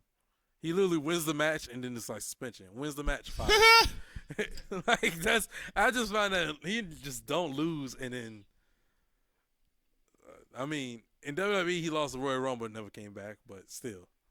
Nah, in AEW I ain't losing shit. Yeah, AEW. If I'm leaving out on top. I'm on top, goddammit. Because he left out with a title over his shoulder with one hand in the sky. Which he must have knew he was already done. In my head, I was like, that's a setup for WWE. He's doing the Roman Reigns. Oh, I was thinking of the Undertaker, Shawn Michaels, and them. No. That's what I was thinking. I'm thinking Roman Reigns. If this is the end for CM Punk, it's a bitter ending. It's a tragic end. To tell you the honest to God truth, it's a tragic end because it could have been so much better of a run. But due to the people in the back, they just would not allow that to happen. Whether it was a whether it was a Mega, whether it was a Chris Jericho, whether it was a Matt Jackson, Nick Jackson, Adam Page, whomever. It just bothers me because it's like, how do you guys keep having so much problems, but one of your road dogs or your Ace Boone Coons is Adam Cole, but he doesn't have a problem with Punk? Like, it just... why you just couldn't stop and leave it alone? Why did you have to keep involving Dave Meltzer and Brian Alvarez? That's the part that really bothers me so much. Because it's like, dog, just shut the fuck up and go home to your wives. Because they're boys before AEW. That's why. Who was? The Bucks and Dave and them. They're boys before. They were. I don't give a fuck about none of that. Keep your mouth closed talking about other grown men. Just shut up. Like, you know what I mean? Like, but they kept going. Like, okay, you did it the first time. Okay, cool. Yep. You did it the second time. Okay, cool. You did it the third and fourth time. Yeah, you kept going. Yeah. Even after Brawl Out, you kept going. Yeah. So it's like, what's the point? What's the point? So y'all, okay, just to damage his whole career and tarnish. To me, I get it. To me, it was like they just wanted him gone. Then walk up to him and be like, bro, because you know why? To me, this is how I see it. They saw it as Tony loves us. Tony loves us. We started this company together because he loves us. He loves the idea of the Young Bucks and the Elite. He loves us. Tony gets a new toy, and they're like, he's sitting here hugging up on him. He's telling him he's the biggest draw. He's telling him he's the main guy. He's doing all this stuff. But what about us, Tony? What about us? That's how it's coming off. Like the jealous girlfriend. Because you happen to share the jealous dog. Because you got a new dog in town. You want to play with that new dog now. That's how it comes off. Let them play with the new dog. But they're not seeing it as of, hey, bro, CM Punk is bringing us so much money. He's bringing us more viewers. This thing is growing bigger and bigger. And to me, I think that's why Cody Rhodes left. Because he saw, like, how the pettiness. Yeah, he saw how they could get. And he was like, yo, I'm not with that. He was like, man, I'm not with that. And that was before Punk got there. Yeah. That was doing the petty shit. Before, I think so too. I totally agree with you. Go ahead. I think he just really was like, this is not what we built this for. This is not what we built this show for. It was, because you got to remember now, when All In the first All In, it was like an all hands on deck. Every indie star you could think of was on that show. But who was it built around? It was built around the fans. Fuck that. Really? Okay, yeah. Because you got to think, like it was really all the fans' show. Because everybody that you loved on the indies was at that show. What about if you didn't even watch the fucking? I didn't watch the fucking indies. I didn't watch the indies either. But I didn't know half of them. That was the first time I ever seen MJF. He was in the opening match against another old ass dude. Dog 20. Yeah, whatever the fuck his name was. Yeah. That was the first Matt time Cross. I ever seen MJF. I didn't know who he was, but I liked him then. Yeah. But I didn't know these independent guys. I didn't know none of them. The reason I bought that fucking pay-per-view is because the whole build was Cody Rhodes going after the NWA title against Nick Aldis. It was Cody Rhodes and Nick Aldis. That was the fucking build. Now, the main event so happened to be the Young Bucks and Kota Ibushi against Rey Mysterio, Phoenix, and Bandito. That's the only reason I watched that. That's the only reason I watched it for Rey Mysterio. And they got 10 minutes because everybody went long. I watched it for Rey Mysterio. I watched it for Rey Mysterio as well. Because I was like, what? He's here? Because I was like, Rey Mysterio, he literally was out of WWE. Like 2 months, a month. Yeah. And then went back immediately like a month later. Yeah, because he was like, yeah, this ain't it for me. I got a home. I got a home. He was like, this cheating stuff ain't for me. Yeah. Sorry. Fuck I'm going to go home. I know it's a guarantee I'm going to get a paycheck with WWE.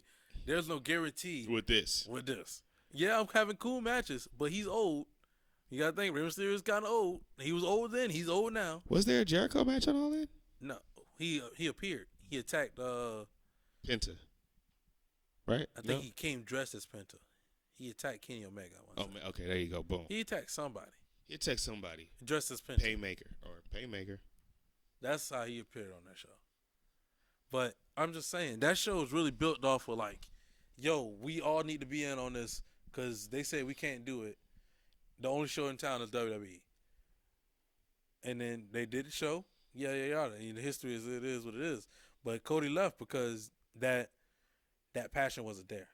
That same we're doing this for the fans kind of ordeal was gone. Like it was gone. It was we're doing it for the elite to keep us relevant. And the problem is CM Punk didn't need to be relevant because everyone knew CM Punk. Like, right. We knew him from WWE. We knew him as, some people don't want to say it, but we knew him from UFC, from getting knocked out and stuff like that. That was a running joke. Yeah, I forgot about that, but yeah. Because, he's a... Was it 3 fights, 2 fights? He got his ass whooped? Because what? Brock Lesnar he came from WWE, took over.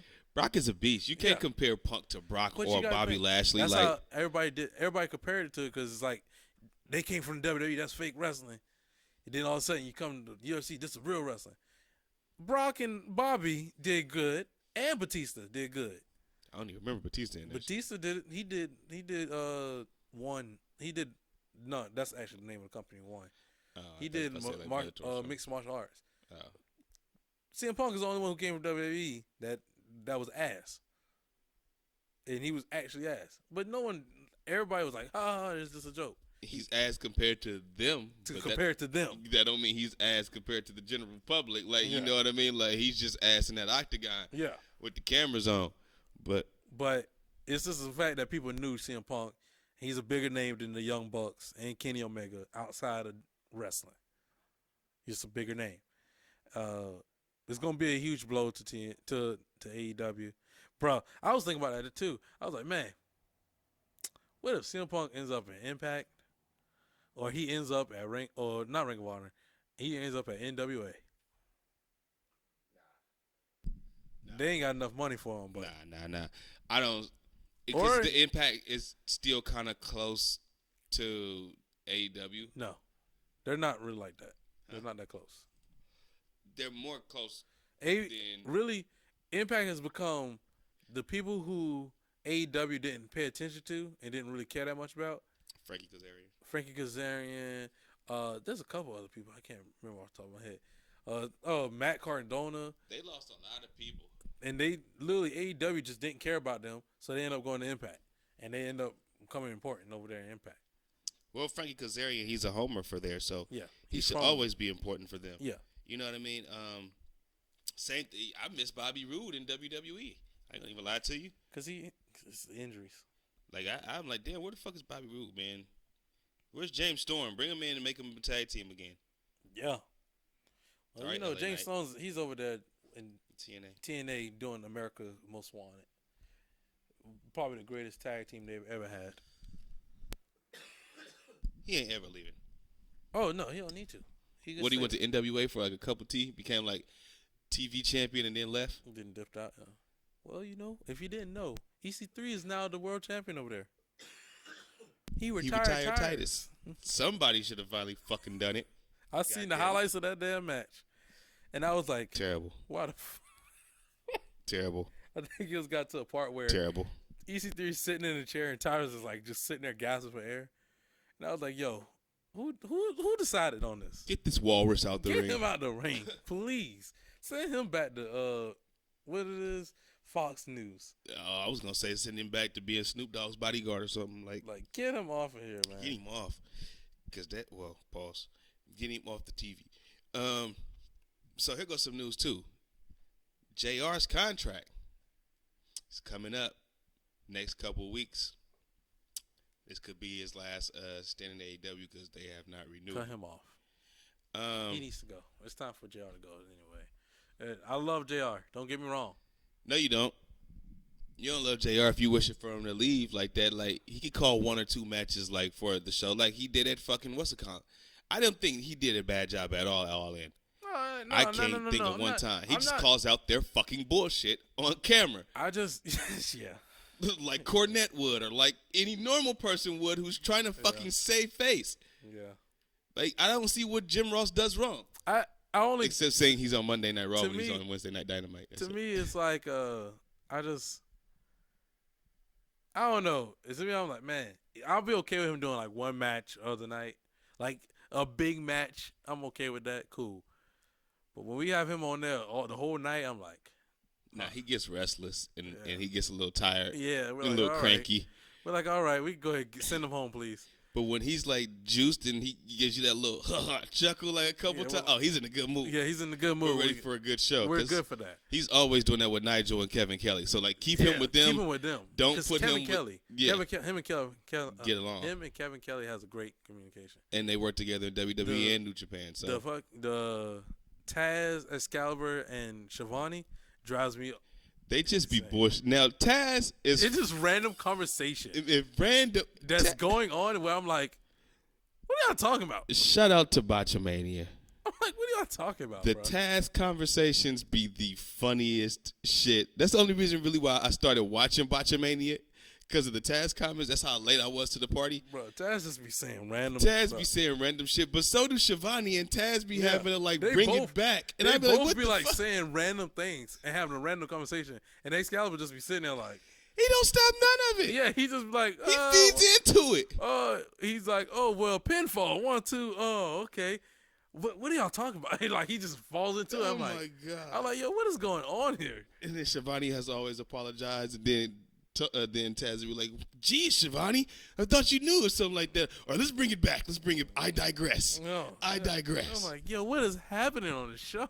He got mad. This is the one I can remember. He got mad after Hook lost the FTW title to Jungle Boy.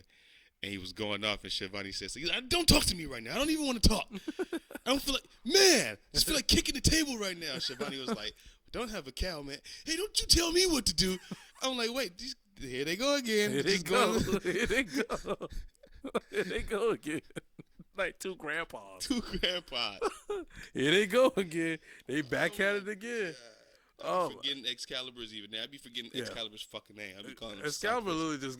I only know him as just the lineup caller.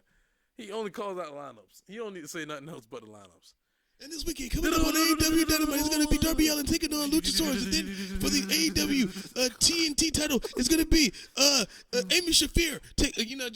I know I said Amy Shafir, but I'm just saying he just be going hella fast. I'd be like, but slow the fuck down. And no, it's like he's saying it, and I'm looking at the graphics just pop up. And I'm like, oh, damn, that's a lot of matches. That's all I keep saying. I'm like, damn. But he be on the match. The next one, and the graphic is still showing the and I'd be like, slow down, blood. The graphic ain't caught up to you catch yet. Up. Like, hold up. Fuck. He be like, fuck that. The graphic need to come on. Come on, man. And they all be making fun of him. JR used to be like, all right there. Catch a breather. Say something a little smart on this, snarky under his fucking breath. No, he just hit you with the Cause he already lost control too. He's like, I don't know what's going on. He ain't supposed to be getting control. He's just there to talk. He's the third guy. I got a question for you though. What's up? How fast do you think it's gonna take for Collision to turn into Rampage 2.0? Okay.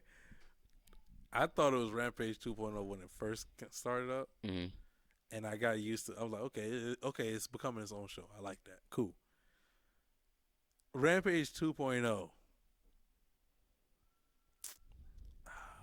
Give it probably a month or two. Okay. Because I said 3 weeks. You see who already debuted already last week. Just Danielson. That's all I know. I don't know.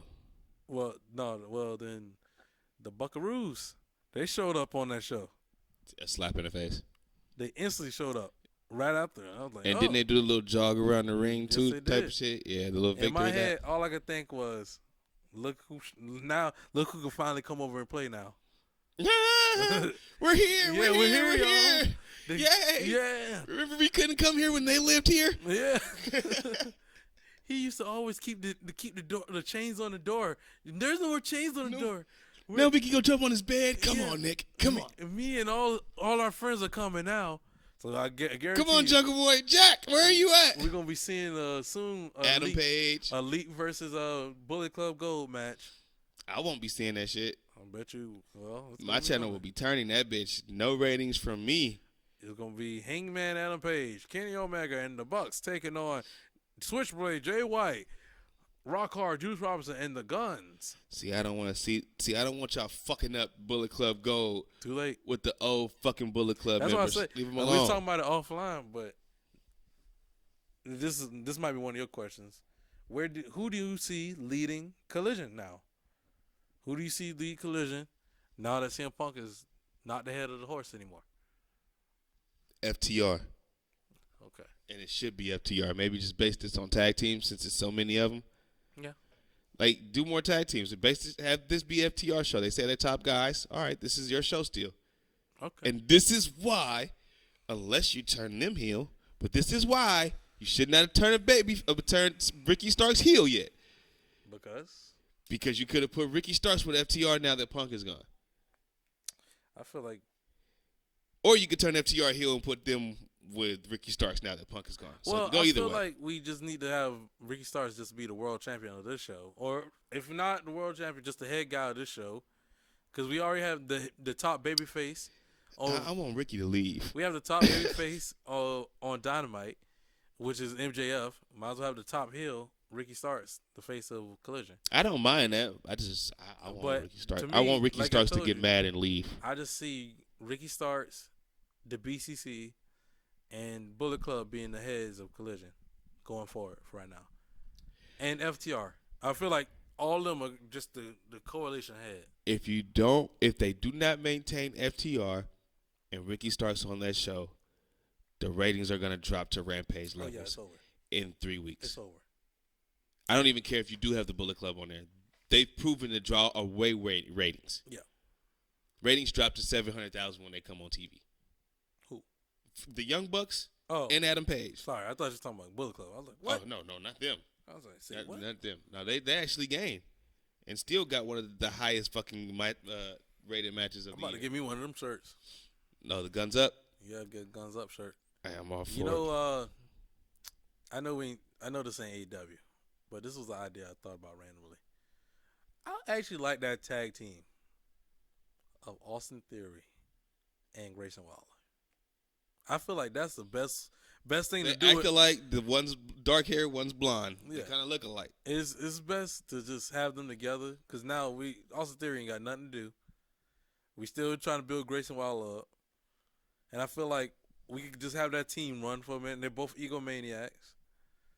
And this is how we end up setting up Austin Theory becoming a babyface with Grayson Waller turning on him. Make them the new Hollywood blondes for like a year. I mean, we don't have to turn them blonde, but No. I'm just saying as far as like, because there was always one of them doing like the recording thing. Yeah. So if Grayson Waller has a TV show, why not? And the Grayson Waller effect, and you got ATL. But you have Austin Theory who used to love to record with the phone and shit. Yeah. Have him record the show. And just be like this type of gimmick where he's the record guy, like he's the camera guy, and the other guy is the guy who likes to be in front of the camera and the ultra egomaniac. They just have a talk show. Sneak yourself in. You know what I mean? Yeah. Little shit like that. But I could see them as a good tag team, like especially with that. What's that team called? With the Pretty Deadly? Yeah, with them being out for a minute. Yeah, so. I think that's why I liked it. Because I was like, man, Pretty Deadly is out right now. We're missing.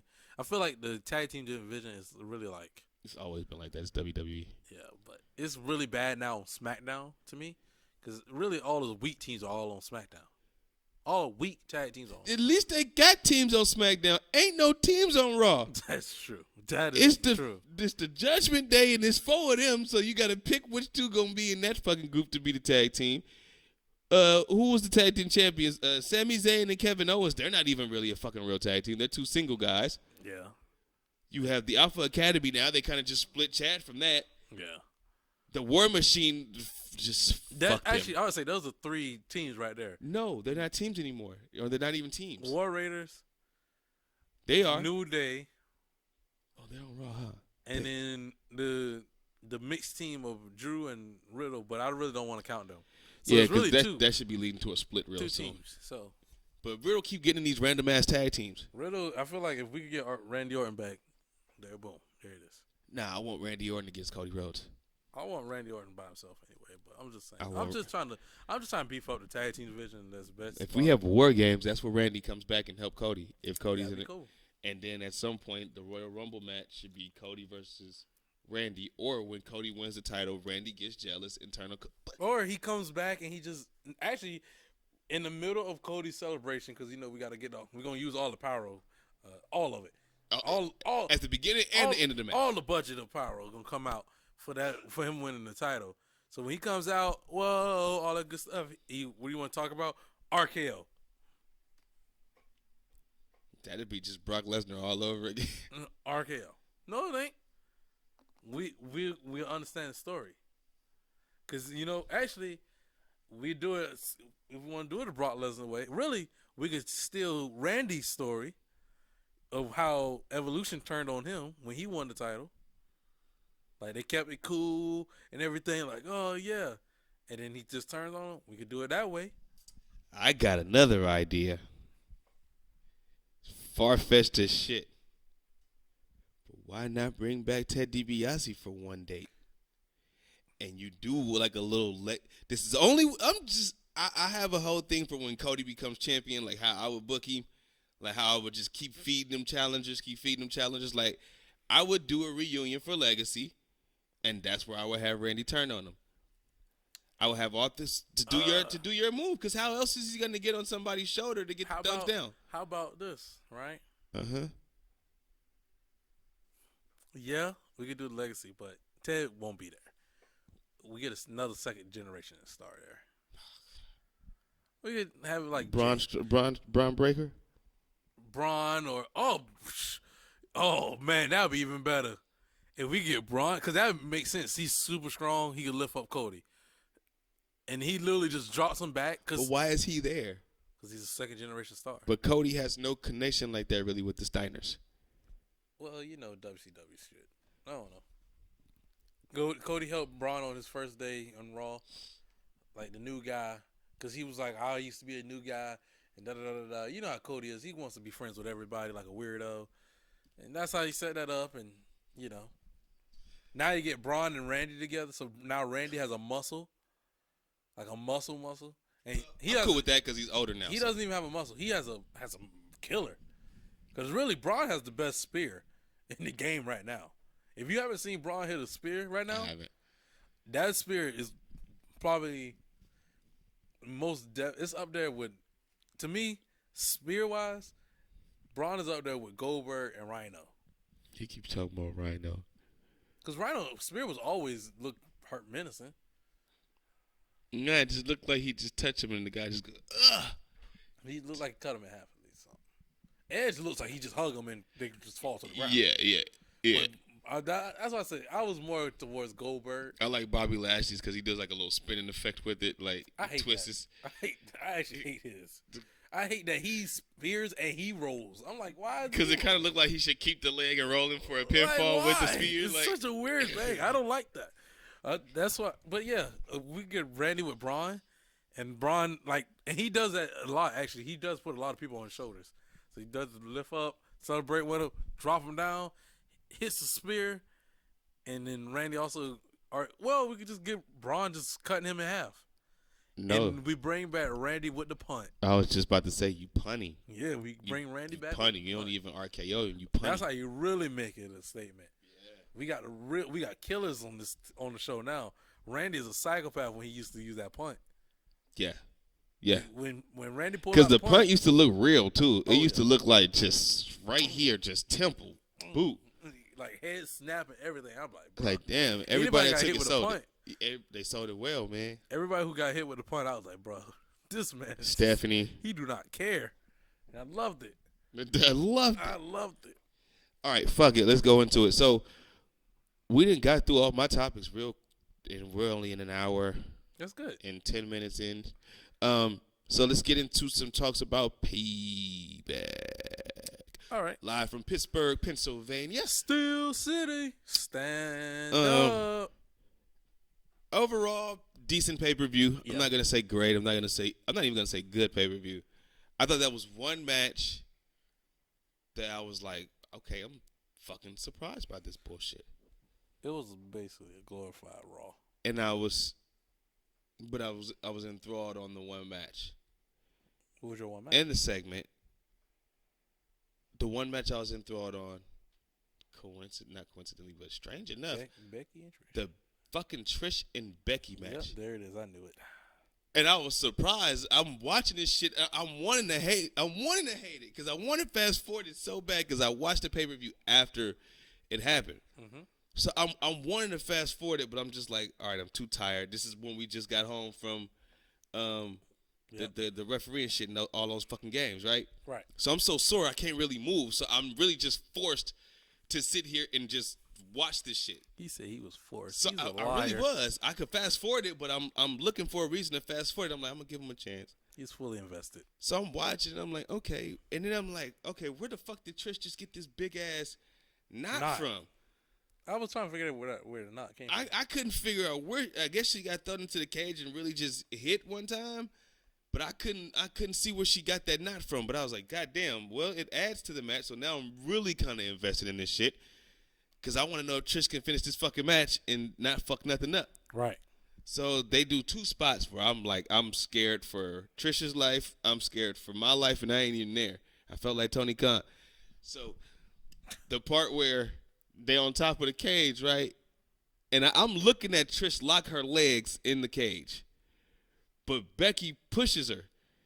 And she just flips so quick. But she slung so quick, like monkey bars. Like, yeah. She swung so quick. I was like, oh, are you sure your feet locked? Like, I panicked for a second. Like, dog. Like, because I'm afraid of heights. It's the one thing. I'm definitely afraid of heights. I don't fuck with that shit. If I'm too high in the air, I don't even really like planes. Like, I got to take something to go to sleep. But when I seen her do that, I just instantly like, oh, like, all right, she cool. Then when she got back up, then they go do the suplex.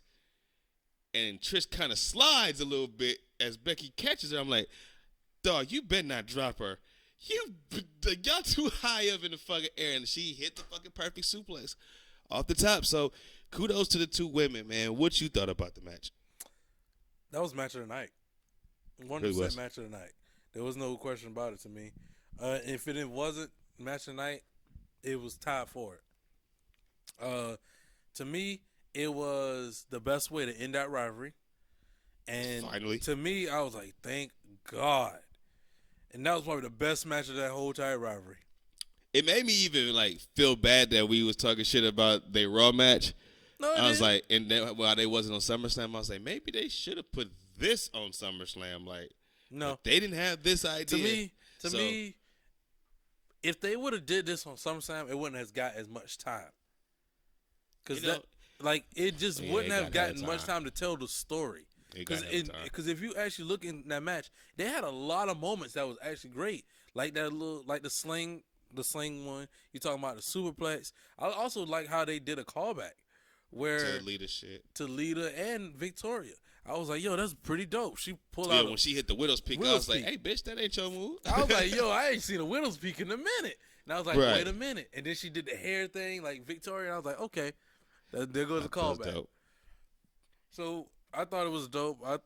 To me, it was one of the best matches that they had it was the best match they had of that rivalry, and it was a candidate for match of the night for me. Agreed. So maybe one to me. To even take it a little bit farther, it was probably the match of the year, women's match of the year for me. Up there is the Rhea and I'm about to say Charlotte. that Rhea Charlotte match, dog, from WrestleMania ain't gonna be hard to top. I would say those two are top right now for me. There was even a Bianca match in there that was pretty good. I can't even remember Bianca what it was. versus no. Nah, it wasn't Asuka. No. It wasn't an Asuka match. It was either who was it? Bailey? Yeah, the ladder match. Was it a ladder match? Or was it I Quit match or something? It was a hardcore match. I know that. And she had a great match with Bailey, and then she had another match with Charlotte. I thought too, but I don't know. Whatever. But yeah, I agree. At least top 3 for women's. Anyway, Becky does come out with the win in this match after hitting a what did she hit? A exploder suplex after You off talking the about for a top. win? Yeah, The what did she call it? The Beckplex or something like that? the exploder suplex or the rock bottom. The off rock the, bottom. Yeah, I off was the about to say, fucking top the of rock the bottom. fucking shit. Manhandle slam. That's There what you they go. call it. The man. I don't even know why they call it that. Because she's the man. Handle? But it's not a pump handle slam. Yeah, though, it's so, not a pump handle slam. yeah, I don't know. That's what I think that bothers me. I'm like, I why? think that bothers me. That bothers me. I'm like, why are you calling it the manhandle slam if it's a rock bottom? Just call it the man bottom or the bottom of the man. The bottom of the man, his feet. Yeah, something. Give me like if y'all gonna force it, the man being in it, give me something. The man slam. The man slam. Cool. All right, I'll take it. the man slam. Which, all right. So we also got. LA Knight. Oh, Yeah. I forgot to say Becky did win the match anyway. Trish ends up getting into With Zoe. with Zoe at the end of the match. I don't know who the fuck was supposed to be the heel or the babyface in that, but I thought it was okay. Nothing big, What do you but mean? because I don't know who was I supposed to get behind. To me, I got behind Zoe. No, okay. You were supposed to get behind Zoe. Hey, I don't know. I was like, damn. Because the Zoe, you done follow up fucked on a Raw lot. actually got me like it's like Well, yeah, the follow up probably did, but in that moment, I'm like, fuck, in that moment I was like who the fuck am I Zoe supposed to did choose? everything she could do to help you and you ungrateful. No, we didn't need you to help. Well, yeah, I get that. But We need you to help. she's still new, green, yeah. Yeah. Anyway, so I don't even fucking know what the next match was, but I'm gonna skip. LA Knight versus The Miz with John Cena as a special guest referee. Was You that can second? skip over it. That was second.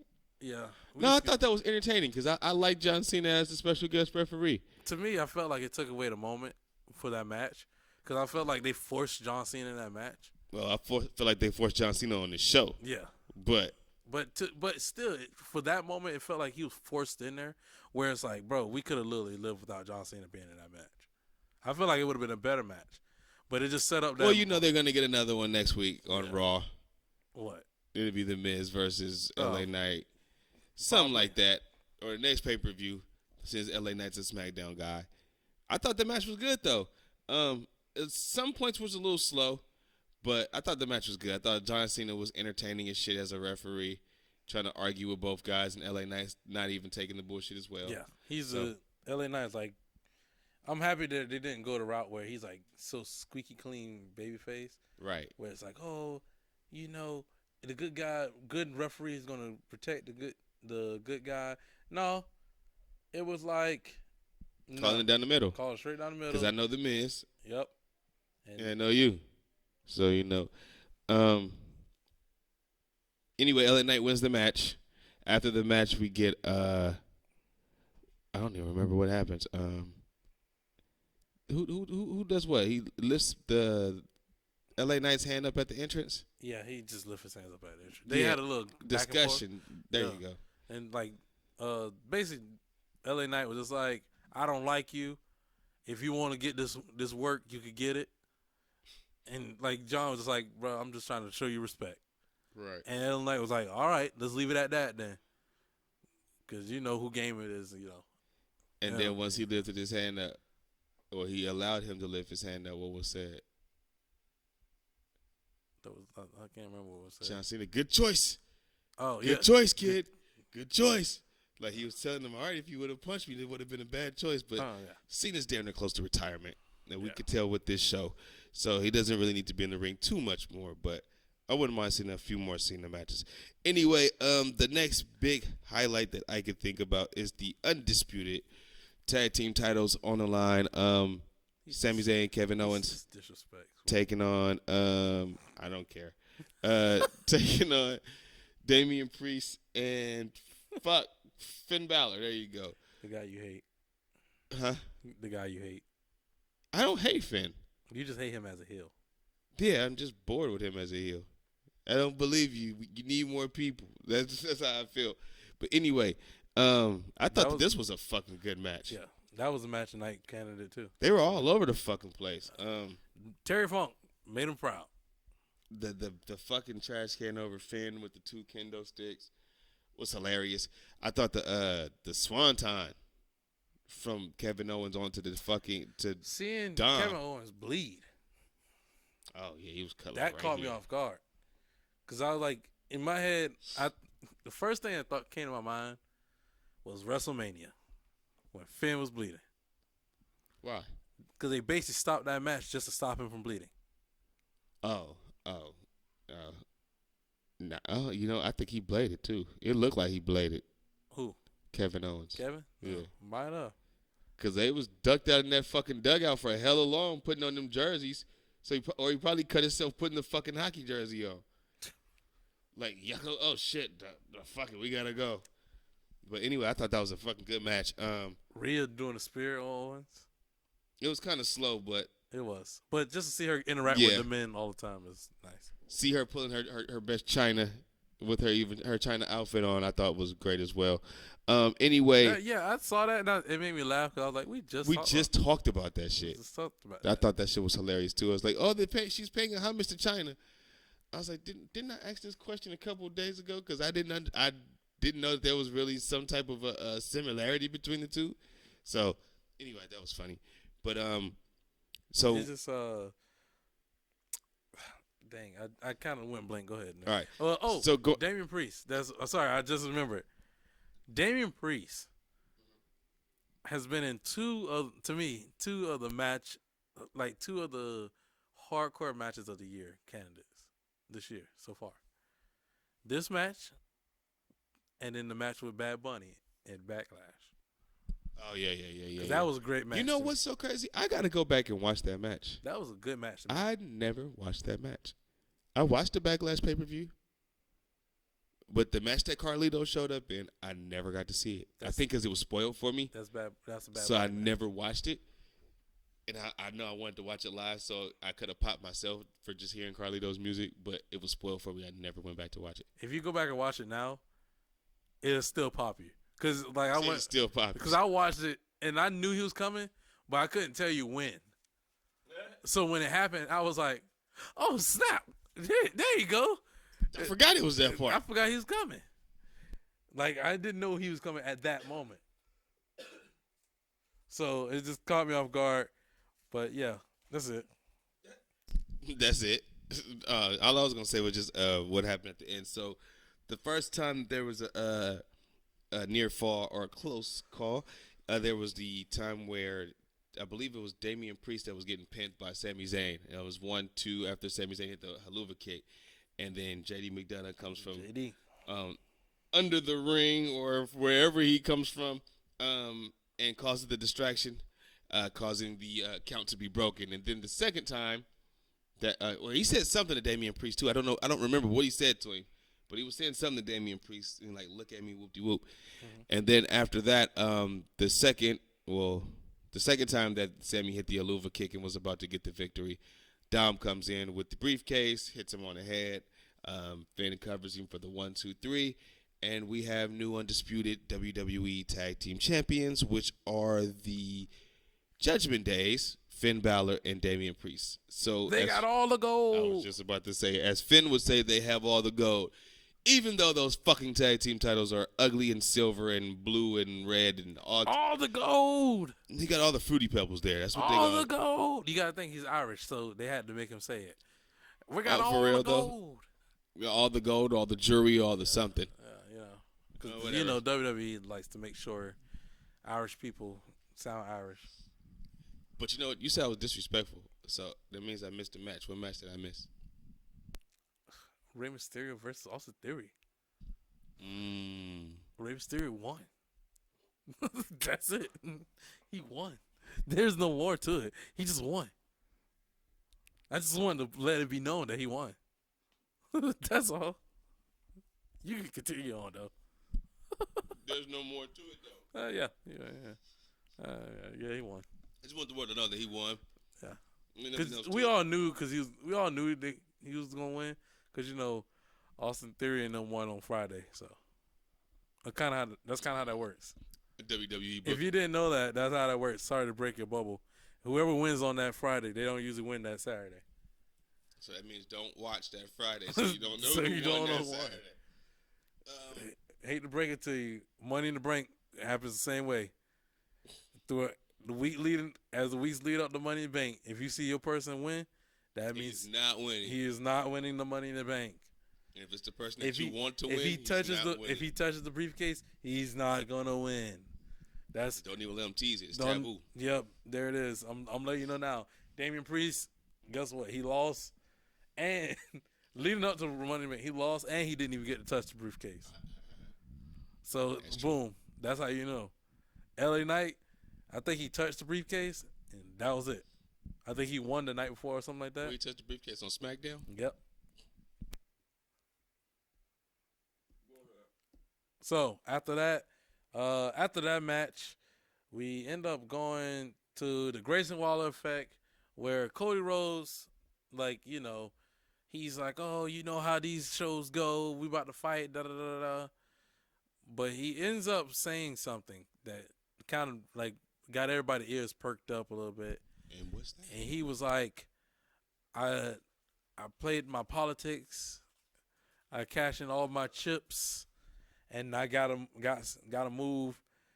And welcome to the newest. I want you to welcome the newest member to the Raw roster. Main event: Jey Uso got a loud pop. One thing I love that they do, which I think they should continue doing, is Jey Uso coming through the crowd. Oh, from up top? Up top, because the view of him coming through and all the crowd doing that is so crazy. It just looks. Did he come from the crowd? Or he came from the entrance? I think he came from the entrance. I think I might be talking about Raw. When he leaves. I think I'm talking about Raw. Oh. Because he came through the crowd on Raw. Oh, did he? Okay. And he did the to his thing. music? Yeah. To his new music. Did the thing. To his new music. To his remix. And I was like, yo, that crowd it just looked so. It was a good image to see. Like the crowd is connecting with him. On Payback. It just looked like the crowd is connecting with him, but just to have him there in the middle of the arms doing it. Is Bryan Danielson part 2 or Daniel Bryan part 2? Yeah, that's what came to mind. It just looked like that. But yeah, Jay kicks him in the face because he got to get that Grayson Waller rub. Mm-hmm. But yeah, so after that, you got Raquel Rodriguez taking on Rhea Ripley. In a long ass match. Yeah, it was a physical match. I think to me they kept trying to get to the NXT match that they had, but that match only worked in NXT because it was a hardcore match and they just went balls to wall. And the audience is different. Yeah, the audience for this they was dead. But I ain't gonna lie, the match was long and kind of boring too. Yeah, I ain't gonna lie, I love Rhea Ripley, but this match I was like, this ain't it. Maybe it's Raquel. Maybe it's I don't know what it is. To me, it wasn't. It didn't seem like two hogs going at it. Nah. It felt like one was trying to be It felt like they kept trying to play the role of Raquel. You're the powerhouse in this. Mm-hmm. Rhea, you're the one who got to fight back. You're the surprise powerhouse. Like you're not used to her being in a match with somebody else that could match your strength. And I don't think that's a great story to tell with Rhea. Like Rhea is a powerhouse. Like we get it. Just give us a match where it's like powerhouse versus powerhouse. Or shouldn't you have to be against another powerhouse? Put her against a little pressure and let her dominate. Yeah, but sooner or later dominatrix. you can't keep feeding her the little small peoples. All right, well let's bring in Chris Statlander, somebody who's about her size. Yeah, I mean that's why they used the Raquel. Jade Cargill, no, hell no. I'm okay with Jade Cargill coming in. Huh? I'm okay with Jade coming in. I'm not. She's not ready. She's not ready for that. But then next, after that, you got the main event, which I'm happy that was the main event because I said that. I was like, let's.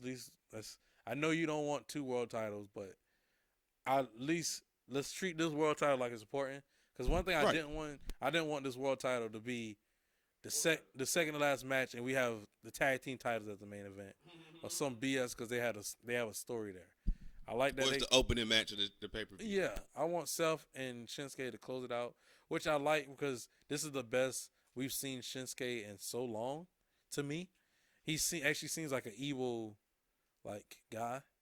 Like he only speaks in Japanese, and they had the visual, like he's going to basically like break his back. So yeah, I like that story that they was telling, and like majority of the time, he targeted the back the whole entire time, and it was a good match, and I like how they put the camera on Great Muta. Great Muta was ringside. Was he? Yeah, I like how because they kind of acknowledged that he was an inspiration for Nakamura, and Nakamura was like his one of his last matches and everything. So I just think it was great to have that. And yeah, they set the scene big for Nakamura when he came out with like an anime kind of entrance and everything. It was really great. I love that, but at first I didn't know if that was Seth Rollins' or if that was his. I was like, whose is this? No, that was all Nakamura. But then he started talking in Japanese. I was like, oh, okay, so this must be all Nakamura. Yeah. But it was dope. And I think just Rollins basically just fighting from behind the whole entire time. The ending surprised me for it to be a clean win. And it just surprised me. Why? They do that to Nakamura all the time. All the time. I know, but especially when you're going to continue the rivalry, because what they did afterwards was when the cameras went off, he attacks him. And I was like, so he did attack him. So you're going to have it set up where he loses clean, but then you're going to have him. He takes the stump, and then he rolls out to the outs. Because then he takes the stump, rolls to the other side of the ring, just stands outside, disbelief. Like, brother, didn't you just take a stump? Sell that shit. He was just there, hella mad. Yeah, he just mad that he had to take the stump and he lost. Now he want to beat him up. I'm like, what? Okay, whatever, man. But I think, to me, Payback was a good show, but all it was just basically a glorified Monday Night Raw. It was just a vehicle to give the Judgment Day World Tag Team titles. Yeah, because everything that happened on the show literally played out on Raw. The exact same way. Yeah. Because Vince is back. No. I mean, like, the story continued. Like, everything, I want to say what? It was maybe like one SmackDown match, which was the U.S. title. Everything else was Raw. Oh, yeah, on the show? Yeah. Everything else was all Raw matches, to be honest with you. So it just seems like it was just a Raw show featuring that USA. Oh, and I guess the cross-brand match between LA Knight and The Miz. But other than that, everything was all Raw.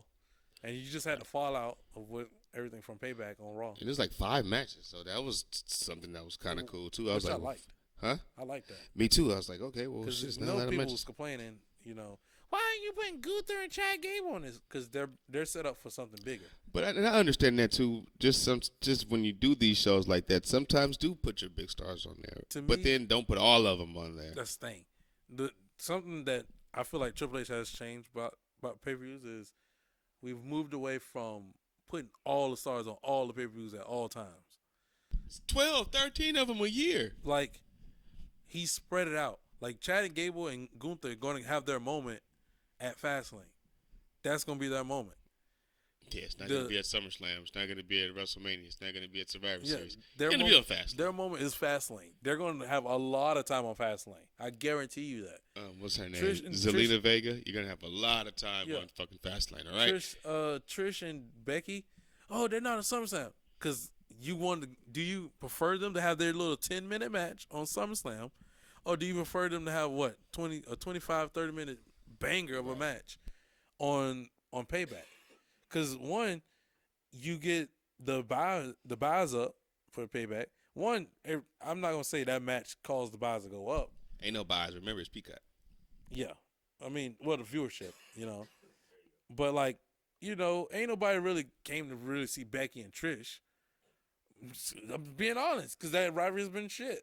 But they got 20 minutes for that match. Because right now, the lineup, really, you ready? 26 minutes for Seth and Nakamura. 20 minutes and 45 seconds with Judgment Day and Kevin Owens.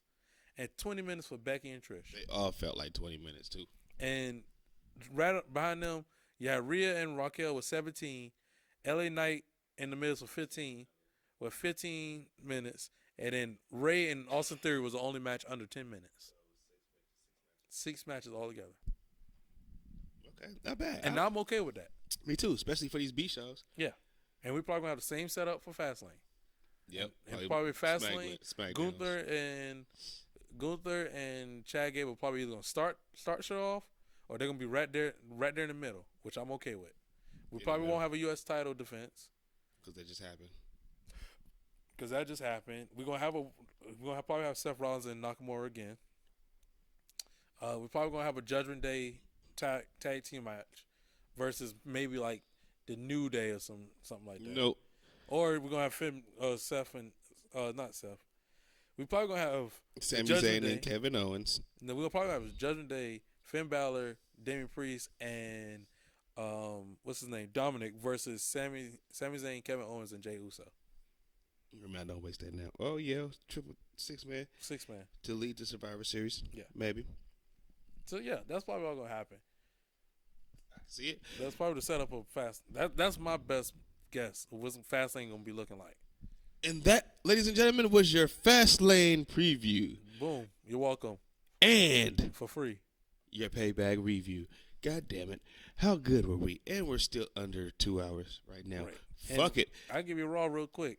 Because really nothing really big happened except for Gunther and Chad Gable. Okay. Which was really a great match. Was ruined by commercials. But if you really want to see that match, really got to just go look back at the last 5 minutes, man. They put on a clinic. It really started with Chad Gable. I can't remember. He hit a move on Gunther. And it looked like, they're about to run back the count out ending. But they end up having Chad Gable. He pulls Gunther back into the ring. They go on a series of moves, man. Actually, no. He throws Gunther back in the ring. Gunther stands up. Chad Gable slides into the ring. Chad Gable gets hit with a powerbomb instantly. And everybody's like, man, this is it. Chad Gable kicks out out of nowhere. So out of nowhere, Gunther goes up on the top rope. Chad Gable runs up there. He kicked out the powerbomb? He kicks out the powerbomb. Has anybody ever kicked out the powerbomb so far? No. I think Drew McIntyre maybe. Oh, fuck you, Drew. But it you just mess up the but vibe with right Chad Gable, it was like, bro, that because he was getting whooped that whole entire night. But Chad Gable hits a superplex on Gunther off the top rope. He hits a I want to say he hits a diving headbutt for 3. Not 3, sorry, for 2. What else happens? I think. Do we get an Olympic slam? Do we get an ankle lock? This is what it was. I think we end up getting to a point where Chad Gable goes for the moonsault, but Gunther puts his foot up, but Chad Gable catches his foot, puts him in an ankle lock.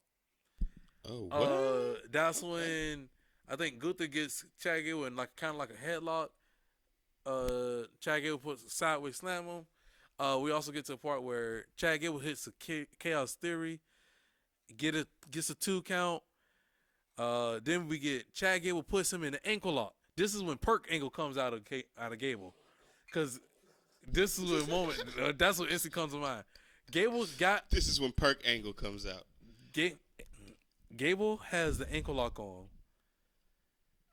Then Gunther rolls, and Chad rolls with him, and he still has the ankle lock on him.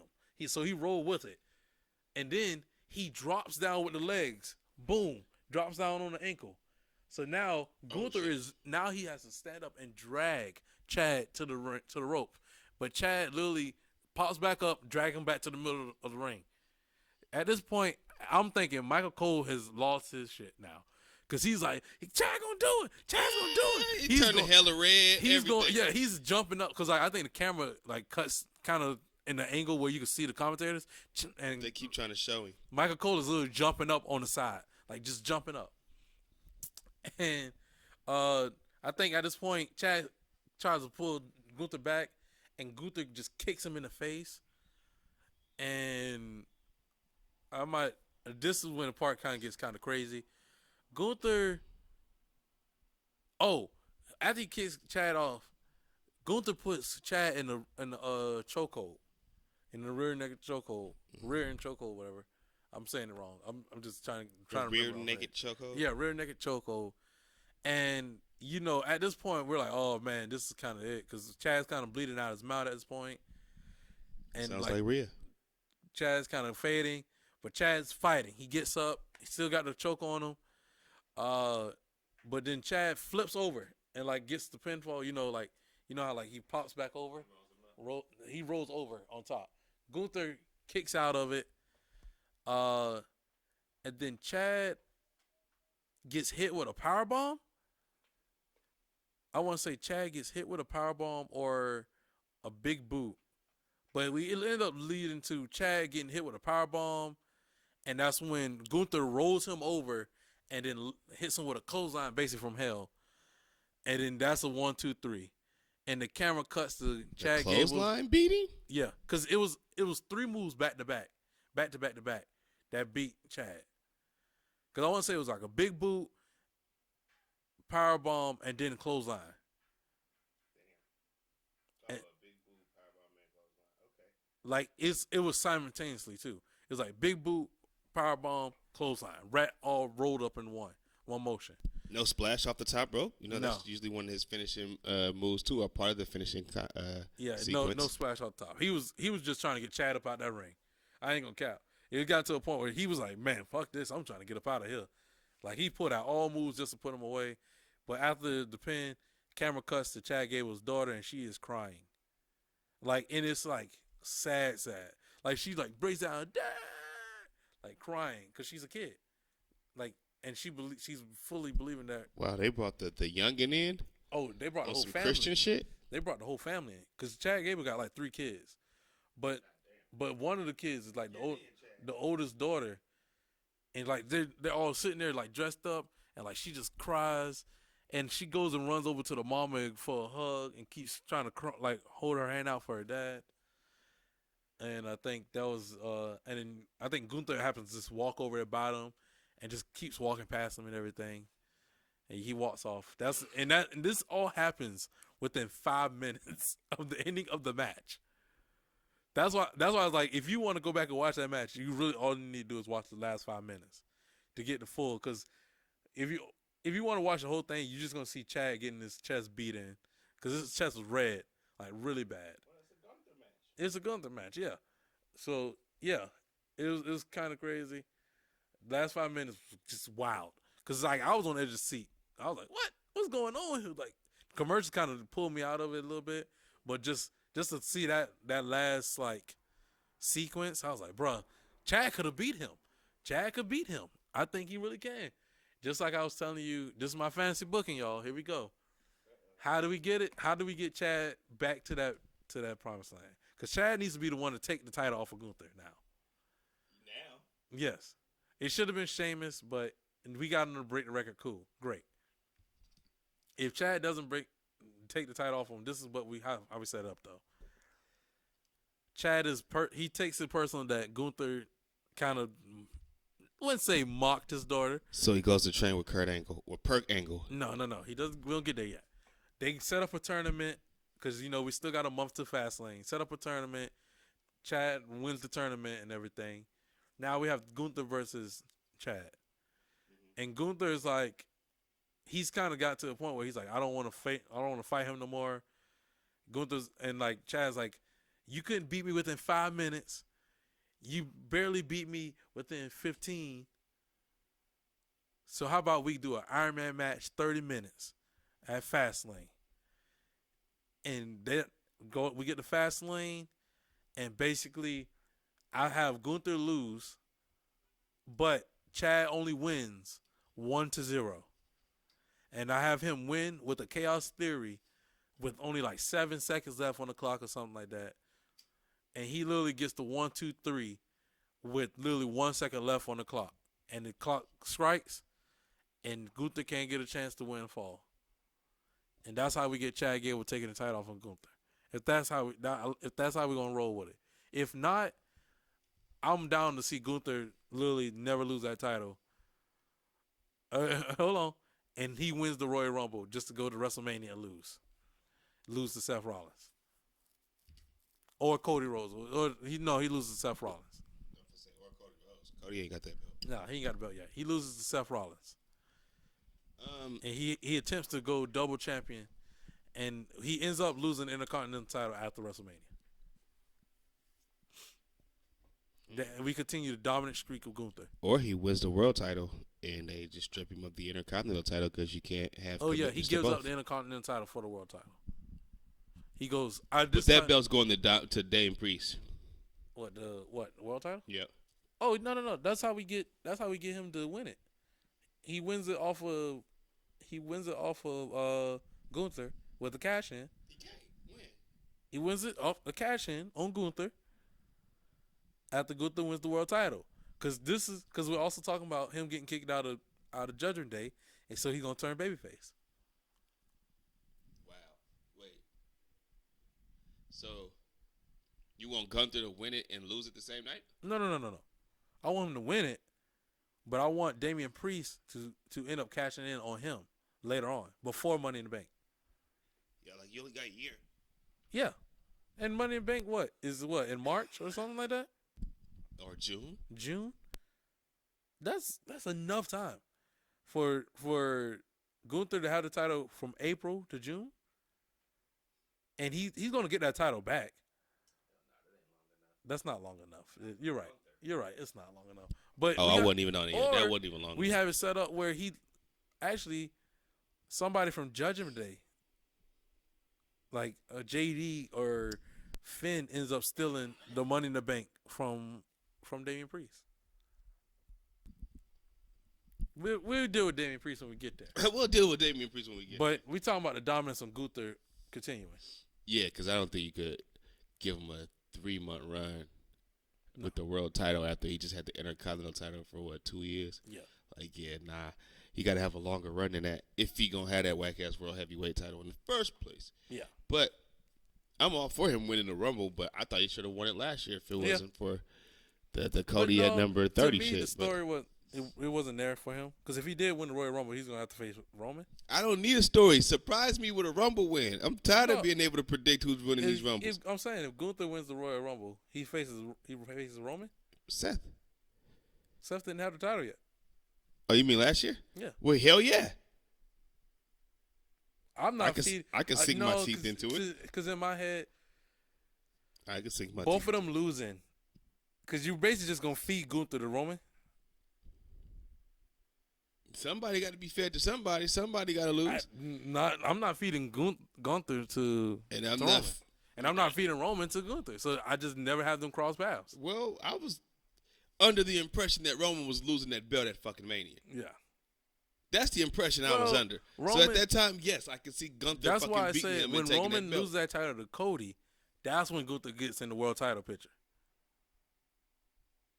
So right now, it's either we have him win the Royal Rumble and he goes against Seth at WrestleMania, or he doesn't win the Royal Rumble at all, and Cody wins the Royal Rumble again, that sets up him against Roman, and we end up getting Gunther versus Cody for the world title. Stone Cold Cody Rhodes. Huh? Stone Cold Cody Rhodes. Yeah. But this time, we going to have his ass work. We going to work him. We ain't going to have him coming on 30. I'm putting his ass right at, he ain't nothing more than 5. He ain't nothing less than 3. He ain't nothing more than 3. Nothing less than 3. You wanted the first Nothing 3. more than 3. If you don't want to be the first 2 to open it, then goddamn it, you're the next one to come out. You're the next one coming out. And if you ain't the next one coming out after the first 2, you better be CM Punk or somebody huge. Hell nah. Give me a huge debut. You say that for 25. Give me a huge debut. I want a huge debut early, like how they did AJ Styles, or a huge return. Nah, not a return. You can give me a debut. You give me Edge. Returning at 3. Again? At 3? Huh? You have him come back at 3. Edge? Yeah. Again? With return? To me, that's not even a big surprise no more. It's like now it's almost expected. No, because you know that. You think you know me to go up at a Rumble? Because they say that that was his last match and everything. I ain't worried about it. If it is, it is. It should be. I'm bored by Edge matches now. So. Oh yeah, I know you don't like. Yeah, he's no Christian. Wink, wink. He's no Christian Cage. Crazy. Christian Cage don't even have to work in the ring, and he's fucking great. He just talks from the outside holding the TNT title. Crazy. He might be the only reason I still watch AEW. That's crazy. That's crazy. Christian might be the only fucking reason I still watch AEW. That's wild. The only reason I watch AEW now is to see what the fuck I'm gonna complain about. Ricky Starks, Darby Allin. I know you're gonna hate this one. Orange Cassidy. Who else? Bullet Club, Jay White. That's the only people that's really gonna keep me fully. I like FTR, but I'm not about to be like, oh man, I love me some FTR. No, it's like, it is what it is. Love me some FTR. It's like, give me a great match. It is what it is for me. Give me story. Give me shit that makes sense. My kid, I fight for my daughter. Okay, we get it. Now that shit from Dax is a little old. All right, now the fighting for the kids every interview. God damn. All right, Dax. Him fighting for his kids is the same level as Cody fighting for Damn Dream. For Dusty. Sorry. Is that a babyface thing? Then I guess it's a babyface. I'm gonna fight for this person. God damn it! How about fight for yourself? How about fight for your manhood? Like, don't fight for this. Like, fight for yourself, man. I got a question for you. What's up? Give me 5 AEW stars who Triple H will love to have and use. Jay White, FTR, but I count him as one. I just count him as one. Ricky Starks, MJF.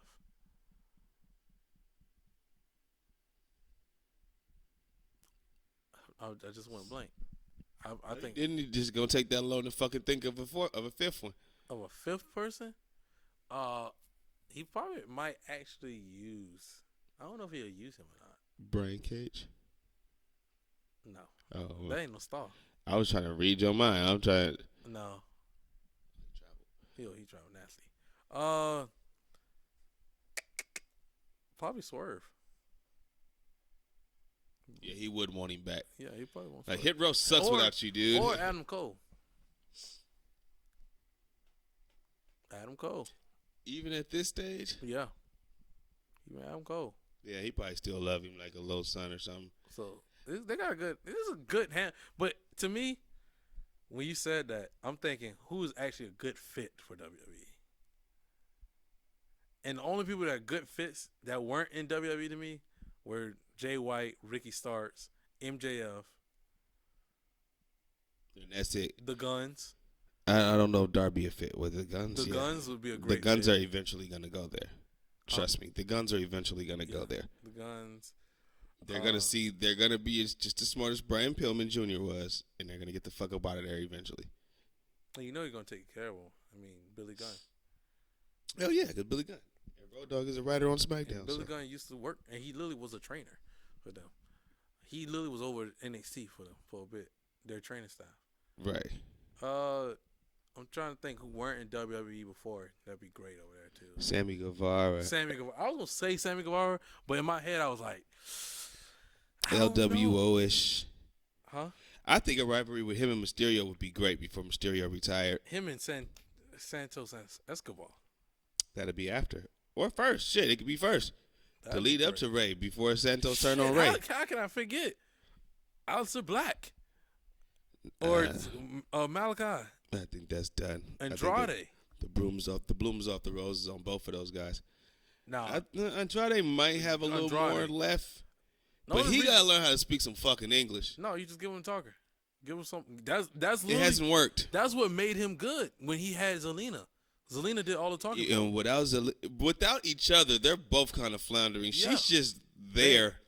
Cause she don't do the talking for LWO. They don't. How she was supposed to be doing for LWO. Yeah, she a babyface too, but yeah, I think it'd work as a babyface with Andrade, but she need Andrade back. Yeah. But I think there's only so far that can go. But who knows? It could edge and lead to that bitch later on. So if she's willing to take it there. So I don't know. I kind of agree. Those are kind of the same people I have, except I said that what he would love to have. I think he would love to have Kyle O'Reilly and Roddy Strong back along with Adam Cole. Yeah. I think he want that whole Undisputed Era back. Except Bobby. I think he would want MJF. He could live without Bobby Fish. Yeah, you see, I didn't mention him, right? And I actually think that he would have really wanted Kenny Omega. I don't know if he would have wanted the other two, but I think that he really would have wanted to see what he could have did with Kenny Omega. Nuh-uh. Oh, you said Jay White. My bad. Well, because to me, who's more viable? Jay White, because he's younger. He's younger. And I think because he could actually talk on the mic. Yeah. Kenny can't talk on the mic. No, he can't. That's his weakness. That's why, to me, him breaking off from Don Callis was going to be horrible for him because he cannot talk on the mic. And his pretending to be tough, kind of hurts as well. He's a nerd. Yeah, I can't see you as a tough guy even when you get mad. Yeah. But Jay White, I could believe it. Yeah. You little fucker. Jay White seems like a psycho to me. I'm like, Jay White just seems like an egomaniac that's willing to do anything and everything. He doesn't care. Yeah. He stab you in the back with a switchblade. But is that last question of the night or? Fuck it, I got another one. Oh. What are some cool names that you would give a B-level pay-per-view? Or what are some old names that you would bring back?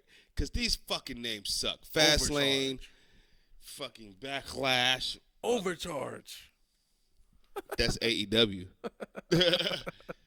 AEW presents Overcharge live on pay-per-view. I liked Breakdown. A breakdown. Breakdown was dope. I thought Fully Loaded was dope. Great Balls of Fire. That was fucking treacherous. Capital Punishment. I liked Capital Punishment. I like Capital Punishment. I just didn't like how they put Barack Obama on the poster. Nah, but they tried to make everything about Washington D.C., which I thought was pretty cool. I like the stage setup. I love the stage setup. Great stage setup. It was dope. I think I like Backlash when they had the fucking knives, man. That was swinging this way. Yeah, that was dope. I like Invasion when they had the V. When they had the V? You had the V and you had the separate stages of people 2002. coming out. I'm trying to think of names right now just coming to my mind. WrestleFest. WrestlePalooza. Oh. I like how AEW got the Wrestle Dream coming up. What the fuck is the name? The South by Southwest shit. What's the other one? Coachella. So something with Coachella, like Wrestle Yella, Wrestle Coachella. Oh, that's too much. Clash and Coachella. Oh, Clash at Coachella. Oh. Please, but don't do it where you put the ring in the middle of the concert. Please don't do that. Oh, fuck no. No, it's got to be its own separate thing. Yeah. It's got to be its own separate thing. Outside, though. It can't be inside. It's got to be outside. You have a performance there, though. If you could give me a performance there, a concert moment like that. Yeah, I don't need a full concert. Just give me one song. A half a song. Don't give me no disrespect because I like him. Don't give me no little Uzi Vert or something like that. Give me somebody like, I don't know, that not Beyonce, but like something kind of like. You want that level? No, not that A level. plus level but star. like a level where they come out and sing and give me a show. Not where it's like the backtrack is gonna be doing all the noise and it's auto tuned out like crazy. Who you want, Sierra? I take Sierra. That's the only one I could think about. Sierra. I don't know, man. Give me Lil somebody. Mama. I'd take Alicia Keys on the piano. Yeah, somebody that's worthy of a Coachella moment. But they are OGs. Yeah, so like an OG. Young. No, you don't need nobody. No. You don't need nobody young. Give me somebody that the 20 crowd that could connect with. You little punks. Because you pull out Lil Uzi Vert at WrestleMania, and there was a bunch of people that was like, "Who the hell is that? What is this noise? What is this noise?" Like literally. So I'm like, oh, and he's standing there with, now y'all gotta know now, Lil Uzi Vert like 5'2", and he's sitting there with punk rock hair with his arms crossed like a mad little kid. Like, come on now, stop. You know these people don't know this song. Yeah, I didn't know what the fuck he was singing. Yeah. I just knew who he was. I knew the song because I'm young, but I'm young. But it's like jab. Jab. I know the song because I'm young, damn it. I'm just saying, man. I'm a part of that generation. You're a baby boomer. Give me somebody that could go out there and perform. Chris Brown. Yeah, well. The one song from Chris Brown is good enough for me. Yeah. Okay, cool. Thanks. Bye, Chris. Have a nice time. Have a nice time. Yeah, send them on. Yeah, they can't afford like a Drake or nobody like that, but that's still I A+ don't need level. nothing crazy. I don't need nothing too expensive. It's a Coachella. It's Clash at Coachella. What if we got Shaq to come out there and perform his DJ set? No. He's Perform his halftime DJ set? No, perform his rap from '96. Oh, no. DJ Diesel comes out there, performs a DJ set. I'm cool with that. Oh shit, we play the old school Kobe jam on the radio. Yeah, I'm cool with that, man. Don't give me nothing crazy. I'm cool with that. Yeah, I'll take that. YG. No, YG, you can't be there. You know. Yeah, he could. Yeah, he might can. What's another good name? Exactly. She going crazy. Wait, what you say? Exactly. Oh. Exactly. I don't know. Brawl in the mall. I feel like that's something that's already happened. Okay, I guess we're gonna call that a show for the night. When we go to Brawl in the Mall, like that's the bottom of the brain totem pole right there. Yeah, that's just like we just going with cool names. Clash and Coachella. Clash at Coachella is the only one we can come up with. Maybe try this again another month to see if we come up with some better names. Because I'm so tired of these whack ass pay-per-view names. Oh yeah, Fastlane sucks. In Indiana, just because you're doing it at the Indy 500 or by the Indy 500 does Payback. not make this shit good. Yes, Stupid. Day one, because it was on the first day of the year. Oh God, I'd rather just cut them. Just have in your houses again. Let's just have in your houses and cut all the bullshit. Valentine's Day Massacre. Okay, I would never bring that back. I'll be okay with that. That was smart. That was a good choice. They did in NXT. Oh, did they? They bring everything back in NXT. Yeah, everything. Sean is down there cooking. I don't care what you say. Sean is down there cooking. You might not watch, but Sean is down there cooking. He got storylines for everything. For the people who with titles, for the people who ain't got titles. He got storylines for the tag team. He got a storyline for the women. He bringing all the pay-per-views back. He got No Mercy coming up soon. It's easier when you are down there, just do whatever you want to do. Yeah, you got like 20 superstars. It's so easy compared to the 100 and something that's on the main roster. Yeah, I guess you got to figure shit out. No, it's. I feel like it's hard. It's harder down there because it's kind of like college football. You can't get a full set. Like I feel like NXT is like college football. WWE like main roster is like NFL. Like college, like in college football, it's like okay, they're here, but soon they're gonna be gone. So you have to enjoy them as long as you can because they ain't gonna be staying here for long. That's how NXT is. So you got to do something with them as long as you can because sooner or later they ain't gonna be there no more. Because we're gonna have a new crop of people up there, and we're gonna have a new show. New people are gonna be there in a few months. So guess what? Enjoy Carmelo as long as you can, cause he gonna be on SmackDown soon. And then we can recycle these stories again. Then we'll next crop of people. Yeah, we're just gonna either recycle the story or we're gonna give them a new story and just change around a couple things. Yep, a couple things. And hell, I'm Shawn Michaels. I'm bringing back my own story. Ain't nobody gonna notice until they like, oh, this nigga lost his smile. Yeah, he lost his smile. He did what? Did somebody else? What? Did somebody else do that? Yeah, he did. He did. Sean did. Lost his goddamn smile. 1995. He punched his wife. Oh. Or somebody punched his wife. Oh, I was like, oh, damn, he did that's some sunny shit. That ain't even the storyline on TV. No. That was him in some sunny days shit now. Just different. Hey, man. Hey, man. It's NXT. It's the Wild Wild West down there. It's like the Wild Wild West in the WWE. Now, Will. No, it's Wild Wild West in AEW. No, it ain't even Wild Wild West in there. It's Gotham City. It's Gotham over there. Well, they just got rid of the Joker, so. Yeah. No, they got rid of Batman. Batman ain't even living there. Oh, shit. Oh, shit. Tony Khan is Alfred. That's what he is. He's Alfred. He ain't got no Bruce Wayne. He got rid of Bruce Wayne. That was CM Punk. He got rid of Bruce Wayne. Wow. So now it's just taken over by the now whole rogues gallery. Joker, Two-Face, and all of them up in there. Oh, God. Tweedledee and Tweedledum. Yeah, all of them. Which is of the Bucks. Shit, you got anything else, man? No, just go ahead and check out that Heavily Opinionated Podcast. Tuesday's episode where we break down college football. Friday's episode, we're going to be talking about the first week of NFL. So check that out. We got some predictions out there. Go follow us on Instagram at Were Wrestlemaniacs II. What else? If you're in Georgia, in the Savannah area, go check out Mystics Bar. Get your little face cleaned up. I know your face is dirty, so my girl Stacy gonna clean it up for you. Tell her that that Were Wrestlemaniacs II sent you, and she'll get you right. Other than that, that's all, folks. Yeah, I guess that's it. Shit, I just put it on blast. Shit, my voice is a little different, a little under the weather today. So we'll have everything back by next week. I'll take that control of the show. Yeah. You feel It's me? it's chaos over here. You did a good job today, though, man. No, it's chaos when I'm in control. You did a good job. It's mayhem. It's balls to the walls over here. It's whatever happens. It's whatever happens. We don't have no rhyme, no reason. We just let There's no rules. Yeah, Just no go. rules. No It's holds AEW barred. over here. Jesus, it's the whole locker No, room. you know what? It ain't even AEW. It's ECW style over here. Oh shit, Heyman is in control. Jesus, he's calling himself Heyman. The madman.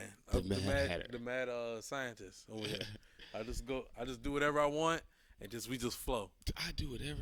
I do whatever I want. Jesus Christ! All right, you guys. Well, for another week, hopefully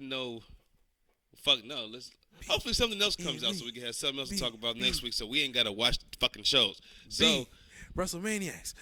We'll see y'all next week. Y'all have a good week. And we Wrestlemaniacs. You feel me? Wrestlemaniacs II.